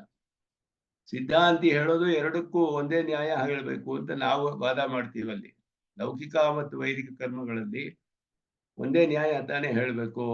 ಆದ್ದರಿಂದ ಇದು ಎರಡು ಕಡೆಯೂ ಉಪಾಸನೆ, ಇದಕ್ಕೆ ಜೀವಾತ್ಮನ ಜ್ಞಾನ ಅದಕ್ಕೆ ಕ್ರತುವಿಗೆ ಶೇಷ ಅಂತ ಹೇಗೆ ಹೇಳಕ್ ಸಾಧ್ಯ? ವೈದಿಕ ಕರ್ಮದಲ್ಲಿ ಹೇಳಿದ್ರು, ಲೌಕಿಕ ಕರ್ಮದಲ್ಲಿ ಹೇಳಕ್ಕಾಗಲ್ಲ. ಎರಡರಲ್ಲೂ ಒಂದೇ ಸಮಾನವಾಗಿರ್ಬೇಕು. ಕ್ರತುಗೆ ಹೇಗೆ ಹೇಳಕ್ ಸಾಧ್ಯ ಅಂದ್ರೆ, ಲೌಕಿಕ ಕರ್ಮದಲ್ಲಿ ತಿಳ್ಕೊಳ್ಳದೆ ಹೋದ್ರು ಆಗತ್ತೆ, ವೈದಿಕ ಕರ್ಮದಲ್ಲಿ ತಿಳ್ಕೊಳ್ಳೇಬೇಕು. ಹೇಳ್ತಾರೆ, ಕರ್ತುಹು ದೇಹಾತ್ ಅವ್ಯತಿರಿಕ್ತತ್ವೇಪಿ ಉಪಪತ್ತೇ. ಲೌಕಿಕ ಕರ್ಮಗಳಲ್ಲಿ ಅದು ಆಗುತ್ತೆ. ದೇಹಾತಿರಿಕ್ತ ನಿತ್ಯ ಆತ್ಮ ಸ್ವರೂಪಸ್ಯ ಕೃತಾವೇವ ಉಪಯೋಗಾತ್ ತತ್ ಸ್ವರೂಪ ಪ್ರತಿಪಾದನ ಮುಖೇನ ಕೃತು ಅನುಪ್ರವೇಶವನ್ನು ವಿರುದ್ಧತೆ. ಅದರಿಂದ ಇದು ಈ ಆತ್ಮಜ್ಞಾನ ಅನ್ನೋದು ಕರ್ಮಗಳಲ್ಲಿ ಯಜ್ಞಯಾಗಾದಿಗಳಲ್ಲಿ ಮಾತ್ರವೇ ಅದು ಉಪಯುಕ್ತವಾಗುತ್ತೆ. ಯಜ್ಞಯಾಗಾದಿಗಳಲ್ಲಿ ಮಾತ್ರವೇ ಅದುಗಳ ಸ್ವರ್ಗಾದಿ ಫಲ ಹೇಳಿರೋದು ಬೇರೆ ಯಾವುದೋ ಕಾಲದಲ್ಲಿ ಯಾವುದೋ ದೇಶದಲ್ಲಿ ಹೋಗಿ ಅನುಭವಿಸ್ತಾನೆ. ಅಲ್ಲಿ ಇವನಿಗೆ ಜೀವಾತ್ಮ ನಿತ್ಯನಾಗಿದ್ದಾನೆ ಅನ್ನುವಂತಹ ಅವನ ಆತ್ಮಸ್ವರೂಪ ಜ್ಞಾನವಿರಬೇಕು. ದೇಹಕ್ಕಿಂತ ಬೇರೆಯಾದ ನಿತ್ಯನಾದ ಜೀವಾತ್ಮನಿದ್ದಾನೆ ಅಂತ ಜ್ಞಾನ ಇಲ್ಲದೆ ಹೋದ್ರೆ ವೈದಿಕ ಕರ್ಮಗಳನ್ನು ಮಾಡೋಕ್ಕಾಗೋದಿಲ್ಲ ಅವನು. ಲೌಕಿಕ ಕರ್ಮ ಒಂದು ಪಕ್ಷ ಮಾಡಿದ್ರು ಮಾಡಬಹುದು, ಅದು ತಿಳ್ಕೊಳ್ಳದೆ.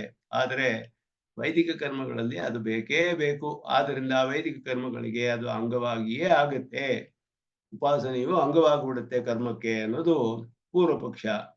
ಆದ್ದರಿಂದ ವಿದ್ಯಾಯಾಹ ಕ್ರತು ಪ್ರವೇಶಾತ್ ವಿದ್ಯಾ ಪ್ರವೇಶಾತ್ ನ ಅತಃ ಪುರುಷಾರ್ಥಃ. ಕ್ರತು ಪ್ರವೇಶತ್ವಾನ್ನಾತಃ ಪುರುಷಾರ್ಥಃ. ಕ್ರತು ಪ್ರವೇಶಾತ್ ನ ಅತಃ ಪ್ರವೇಶತ್ವಾತ್ ನ ಅತಃ ಪುರುಷಾರ್ಥಃ. ಕ್ರತುವಿಲ್ಲಿಯೇ ಪ್ರವೇಶ ಅಂತ ಹೇಳಿದ್ರೆ ಕ್ರತುವಿಗೆ ಅಂಗವಾಗಿಯೇ ಆಗಿಬಿಡುತ್ತೆ ಎಲ್ಲವೂ. ಈ ದೇಹಾತ್ಮ, ದೇಹಕ್ಕಿಂತ ಅತಿರಿಕ್ತವಾದ ಜೀವ, ಅವನು ನಿತ್ಯನಾದವನು. ಈ ಆಧ್ಯಾತ್ಮಿಕ ಜ್ಞಾನ ಅಷ್ಟೇ ಬೇಕಾಗಿರೋದು, ಅದಕ್ಕಿಂತ ಬೇಕಾಗಿಲ್ಲ. ಯಾಕೆಂದ್ರೆ ಪರಬ್ರಹ್ಮನೇ ಒಪ್ಕೊಳ್ಳೋದಿಲ್ಲ, ದೇವತೆನೂ ಒಪ್ಕೊಳ್ಳೋದಿಲ್ಲ, ಶೇಷತ್ವ ಜ್ಞಾನ ಅದೆಲ್ಲ ಏನೂ ಇಲ್ಲ. ಇವನು ಇದು ಸಂಸ್ಕಾರ ಉಂಟಾಗುವುದರಿಂದ ಅದು ಹೇಗೆ ಕರ್ಮಕ್ಕೆ ಅಂಗವ, ಹಾಗೆಯೇ ಉಪಾಸನೆಯು ಅಂಗವಾಗುತ್ತೆ. ಲೌಕಿಕ ಕರ್ಮದಲ್ಲಿ ಹಾಗಾಗದೇ ಇರಬಹುದು, ಆದರೆ ವೈದಿಕ ಕರ್ಮಗಳಲ್ಲಿ ಇದು ಬೇಕೇ ಬೇಕು. ಈ ಯಾಥಾತ್ಮಿಕ ಜ್ಞಾನ ಅನ್ನೋದು ದೇಹಕ್ಕಿಂತ ಬೇರೆಯಾದ ಜೀವಾತ್ಮ, ಅವನು ನಿತ್ಯನಾದವನು, ಇದು ಅವಶ್ಯವಾಗಿ ತಿಳಿಲೇಬೇಕು. ಅದನ್ನ ಮಾತ್ರವೇ ಈ ಉಪನಿಷತ್ ವಾಕ್ಯಗಳೆಲ್ಲ ವೇದಾಂತಗಳು ತಿಳಿಸ್ತಾ ಇದೆ, ಅದನ್ನು ಮಾತ್ರವೇ ತಿಳಿಸ್ತಾ ಇದೆ. ಬ್ರಹ್ಮ ಅಂತ ಹೇಳಿದ್ರು ಜೀವಾತ್ಮನೇ ತಗೊಳ್ಬೇಕು. ಆದ್ದರಿಂದ ಇಂತಹ ಈ ಜೀವಾತ್ಮ ಜ್ಞಾನದಿಂದ ಉಂಟಾಗುವ ಪ್ರಯೋಜನವೇನು ಅಂದ್ರೆ, ಜೀವಾತ್ಮ ಯಥಾತ್ಮ ಜ್ಞಾನವು ಇವನಿಗೆ ಒಂದು ಸಂಸ್ಕಾರ ಉಂಟು ಮಾಡುತ್ತೆ. ಆ ಸಂಸ್ಕಾರವು ಕ್ರತುವಿಗೆ ಅಂಗವಾಯಿತು. ಯಾಕೆಂದ್ರೆ ಜೀವಾತ್ಮನು ಕ್ರತುವನ್ನು ಮಾಡುವವನು, ಅವನಿಗೆ ಆ ಸಂಸ್ಕಾರ ಬೇಕು. ಆ ಸಂಸ್ಕಾರ ಅಂಗವಾಗುತ್ತೆ. ಆ ಸಂಸ್ಕಾರವನ್ನು ಉಂಟು ಮಾಡುವ ಉಪಾಸನೆಯು ಅಂಗವಾಗುತ್ತೆ. ಇದು ಮಾಡದೆ ಹೋದ್ರೆ ಅವನಿಗೆ ಈ ಜ್ಞಾನ ಇಲ್ಲದೆ ಹೋದ್ರೆ, ಆತ್ಮ ಜ್ಞಾನ, ಈ ವೇದನ ಅನ್ನೋದು ಆತ್ಮಜ್ಞಾನ ಇಲ್ಲದೆ ಹೋದ್ರೆ ಮಾಡೋಕ್ಕಾಗೋದಿಲ್ಲ. ಈ ಆತ್ಮಜ್ಞಾನ ಎಲ್ಲಿ ತಿಳಿದು ಬರುತ್ತೆ? ವೇದಾಂತದಲ್ಲಿ ತಿಳಿದು ಬರುತ್ತೆ. ಆದರೆ ಅಲ್ಲಿ ಬೇರೆ ಫಲ ಹೇಳಿದೆಯಲ್ಲ ಅಂದ್ರೆ ಅರ್ಥವಾದ ಅಂತ ಹೇಳ್ತಾರೆ. ದ್ರವ್ಯ ಗುಣ ಸಂಸ್ಕಾರ ಕರ್ಮಸು ಅಲ್ಲಿ ಹೇಳಿರೋದು ಫಲಶ್ರುತಿ ಅರ್ಥವಾದ ಸ್ಯಾತ್ ಅಂತ ಸೂತ್ರದಲ್ಲಿ. ದ್ರವ್ಯ ಸಂಸ್ಕಾರ ಕರ್ಮಗಳಲ್ಲಿ ಪರಾರ್ಥತ್ವಾತ್, ಇದು ಪರಾರ್ಥವಾದ್ದರಿಂದ ಫಲಶ್ರುತಿ ಅರ್ಥವಾದ. ಅದು ಸ್ವತಂತ್ರವಾಗಿದ್ರೆ ಫಲ ವಿಧಿಸುತ್ತೆ ಅಂತ ಹೇಳ್ಬೋದು. ಸ್ವತಂತ್ರವಾಗಿ ಇಲ್ಲ, ಅದು ಕ್ರತುವಿಗೋಸ್ಕರ ಇದೆ. ಒಂದು ದ್ರವ್ಯವನ್ನು ತಗೊಂಡ್ರೆ ವ್ರೀಹಿ ಅನ್ನೋದು ಅದು ಸ್ವತಂತ್ರವಾಗಿ ಫಲವನ್ನು ಕೊಡೋದಿಲ್ಲ. ಪ್ರೋಕ್ಷಣೆ ಅನ್ನೋದು ಅದು ಕ್ರತುವಿನಲ್ಲಿ ಹಾಗೆ ಉಪಯೋಗಿಸಿದ್ರೇನೆ ಫಲವನ್ನು ಕೊಡುತ್ತೆ. ಅಂದ್ರೆ ಕ್ರತುವಿಗೆ ಅಂಗವಾಗುತ್ತೆ ಅದು. ಆ ದ್ರವ್ಯಕ್ಕೆ ಒಂದು ಏನಾದ್ರು ಫಲ ಹೇಳಿದ್ರೆ ಪ್ರೋಕ್ಷಣೆಗೆ ಅದು ಬರೀ ಅರ್ಥವಾದ. ಆವಾಗ ಕ್ರತುವಿನ ಫಲವೇ ಅದರ ಉದ್ದೇಶ, ಅದಕ್ಕೆ ಅಂಗ. ಅದೇ ರೀತಿಯಲ್ಲಿ ಜೀವಾತ್ಮನ ಯಾಥಾತ್ಮ ಜ್ಞಾನವು ಸಂಸ್ಕಾರ ಉಂಟು ಮಾಡುವುದರ ಮೂಲಕ ಕ್ರತುವಿಗೆ ಅಂಗವಾಗುವುದರಿಂದ ಇದು ಕೂಡ ಅದು ಕ್ರತುಗೋಸ್ಕರವೇ ಇರುವುದಾಗಿ ಪರಾರ್ಥವಾಗಿರೋದ್ರಿಂದ ಆ ಜ್ಞಾನಕ್ಕೆ ಏನಾದರೂ ಫಲ ಹೇಳಿದ್ರೆ ಅದು ಅರ್ಥವಾದ ಅಂತ ತಿಳ್ಕೊಳ್ಬೇಕು. ಇದಕ್ಕೆ ಮೋಕ್ಷ ಫಲ ಇದೆ, ಸೋಷ್ಣುತೆ ಸರ್ವಾನ್ ಕಾಮಾನ್ ಸಹ, ಇದೆಲ್ಲ ಆನಂದಿ ಭವತಿ, ಇದೆಲ್ಲ ಹೇಳಿರೋದು ಅರ್ಥವಾದ ಮಾತ್ರವೇ ಹೊರತು ಅದನ್ನ ಪ್ರಶಂಸೆ ಮಾಡುತ್ತೆ. ಈ ಜ್ಞಾನ ಪಡೆದುಕೊಳ್ಬೇಕು ತುಂಬಾ ಮುಖ್ಯ, ಇಲ್ಲಿ ಹೋದ್ರೆ ಪ್ರಥಮ ಯಜ್ಞ ಮಾಡೋಕ್ಕಾಗೋದಿಲ್ಲ ಅಂತ ಅವನನ್ನ ಪ್ರರೋಚನೆ ಮಾಡೋಕ್ಕೋಸ್ಕರ ಪ್ರಶಂಸೆ ಮಾಡುವ ವಾಕ್ಯಗಳು ಅಂತ ತಗೋಬೇಕು. ಅದು ಸ್ವತಂತ್ರವಾದ ಫಲ ಕೊಡೋದಿಲ್ಲ. ಏನಾದ್ರು ಫಲ ಹೇಳಿದ್ರೆ ಅರ್ಥವಾದ ಮಾತ್ರವೇ ಅನ್ನೋದು ಪೂರ್ವ ಪಕ್ಷನ ವಿಸ್ತಾರವಾಗಿ ಇಲ್ಲಿ ನಿರೂಪಣೆ ಮಾಡಿದ್ರು. ಇದನ್ನೇ ಮುಂದೆ ಅನೇಕ ಸೂತ್ರಗಳಲ್ಲಿ ನಿರೂಪಣೆ ಮಾಡ್ತಾರೆ. ಮತ್ತೆ ಅದಕ್ಕೆ ಆಚಾರ ದರ್ಶನಾತೆ ಲಕ್ಷ್ಮೀತೆ ಮೊದಲಾದ ಸೂತ್ರಗಳೆಲ್ಲ ಪೂರ್ವ ಪಕ್ಷ. ಒಂದೊಂದು ಸೂತ್ರಕ್ಕೂ ಒಂದೊಂದು ಸೂತ್ರದ ಮೂಲಕ ಉತ್ತರ ಕೊಡ್ತಾರೆ. ಮುಂದೆ ಇದರಲ್ಲಿ ಆ ಬಾದರಾಯಣರೇ ಕೊಡ್ತಾರೆ. ಮೊದಲು 5-6 ಸೂತ್ರಗಳಿದೆ. ಅದಾದ ಮೇಲೆ ಅಧಿಕೋಪದೇಶ ಹತ್ತುವಿನಿಂದ ಸಿದ್ಧಾಂತ ಆರಂಭಿಸ್ತಾರೆ. ಅಲ್ಲಿನ ಒಂದೊಂದು ಸೂತ್ರದಲ್ಲಿಯೂ ಈ ಒಂದೊಂದು ಸೂತ್ರಕ್ಕೂ ಉತ್ತರ ಕೊಡ್ತಾರೆ. ಎಲ್ಲವೂ ಉಪಾಸನೆಯೇ ಪ್ರಧಾನ, ಅದುವೇ ಪ್ರಧಾನ, ಕರ್ಮವು ಅದಕ್ಕೆ ಅಂಗವಾದದ್ದು ಅನ್ನೋದನ್ನ ಮುಖ್ಯವಾಗಿ ನಿರೂಪಣೆ ಮಾಡುವಂತಹ ಅಧಿಕರಣ ಇದು. ಬಹಳ ಮುಖ್ಯವಾದದ್ದು. 4ನೇ ಇದರಲ್ಲಿ ಕರ್ಮ ಅಂಗವಾದ ಕರ್ಮದ ವಿಷಯವನ್ನ ವಿಚಾರ ಮಾಡೋದು. ಆದ್ರೆ ಪಾದ ಸಂಗತಿ, ಪಾದಕ್ಕೆ ಹಿಂದೆ ಉಪಾಸನೆಯನ್ನು ಮಾಡಿ ಅಂಗಿಯಾದ ಉಪಾಸನೆ ವಿಚಾರ ಮಾಡಿ ಅದಕ್ಕೆ ಅಂಗವಾದ ಕರ್ಮದ ವಿಚಾರ ಮಾಡೋದ್ರಿಂದ ಪಾದಕ್ಕೆ ಈ ಪಾದಕ್ಕೂ ಅದಕ್ಕೂ ಸಂಗತಿ ಇದೆ. ಅಂಗ ಅವುಗಳನ್ನ ವಿಚಾರ ಮಾಡಿ ಅವುಗಳ ವಿಷಯದಲ್ಲಿ ವಿಶೇಷವಾಗಿ ತಿಳಿದುಕೊಳ್ಬೇಕಾದ ಅನೇಕ ವಿಷಯಗಳಿದೆ. ಅದನ್ನೆಲ್ಲ ಈ ಪಾದದಲ್ಲಿ ನಿರೂಪಣೆ ಮಾಡ್ತಾರೆ. ಅದನ್ನ ಮುಂದಿನ ಸೂತ್ರಗಳನ್ನ ಮುಂದುವರಿಸೋಣ ಮುಂದಿನ ಕ್ಲಾಸ್ ಅಲ್ಲಿ ಅಂತ ಎಲ್ಲರಿಗೂ ನಮಸ್ಕಾರಗಳನ್ನು ತಿಳಿಸ್ಕೊಡ್ತೀನಿ. ಯೋನಿತ್ಯಮಚ್ಯುತ ಪದಾಂಬುಜೋರ್ಮೋಹತಃ ಭಗವತೋಸ್ಮಿನೇ ಸಿಂಧೋ ರಾಮಾನುಜಸ್ಯ ಓಂ ಚಂದೋ ಮಿತ್ರಶ್ಯಂ ವರುಣಃ ಜನ್ನೋ ಭವತ್ವತ್ಯಮಾ ಜನ್ನ ಇಂದ್ರೋ ಬೃಹಸ್ಪತಿ ಶನ್ನೋ ವಿಷ್ಣುರುಕ್ರಮಃ ನಮೋ ಬ್ರಹ್ಮಣೇ ನಮಸ್ತೆ ವಾಯೋ ತ್ವಮೇವ ಪ್ರತ್ಯಕ್ಷಂ ಬ್ರಹ್ಮಾಸಿ ತ್ವಾಮೇವ ಪ್ರತ್ಯಕ್ಷಂ ಬ್ರಹ್ಮಾವಾದಿಶಂ ಋತಮವಾದಿಶಂ ಸತ್ಯಮವಾದಿಶಂ ತನ್ಮಾಮಾವೀತ್ ತದ್ವಕ್ತಾರಮಾವೀತ್ ಆವೀತ್ ಮಾಮಾವೀತ್ ವಕ್ತಾರಂ. ಓಂ ಶಾಂತಿ ಶಾಂತಿ ಶಾಂತಿ.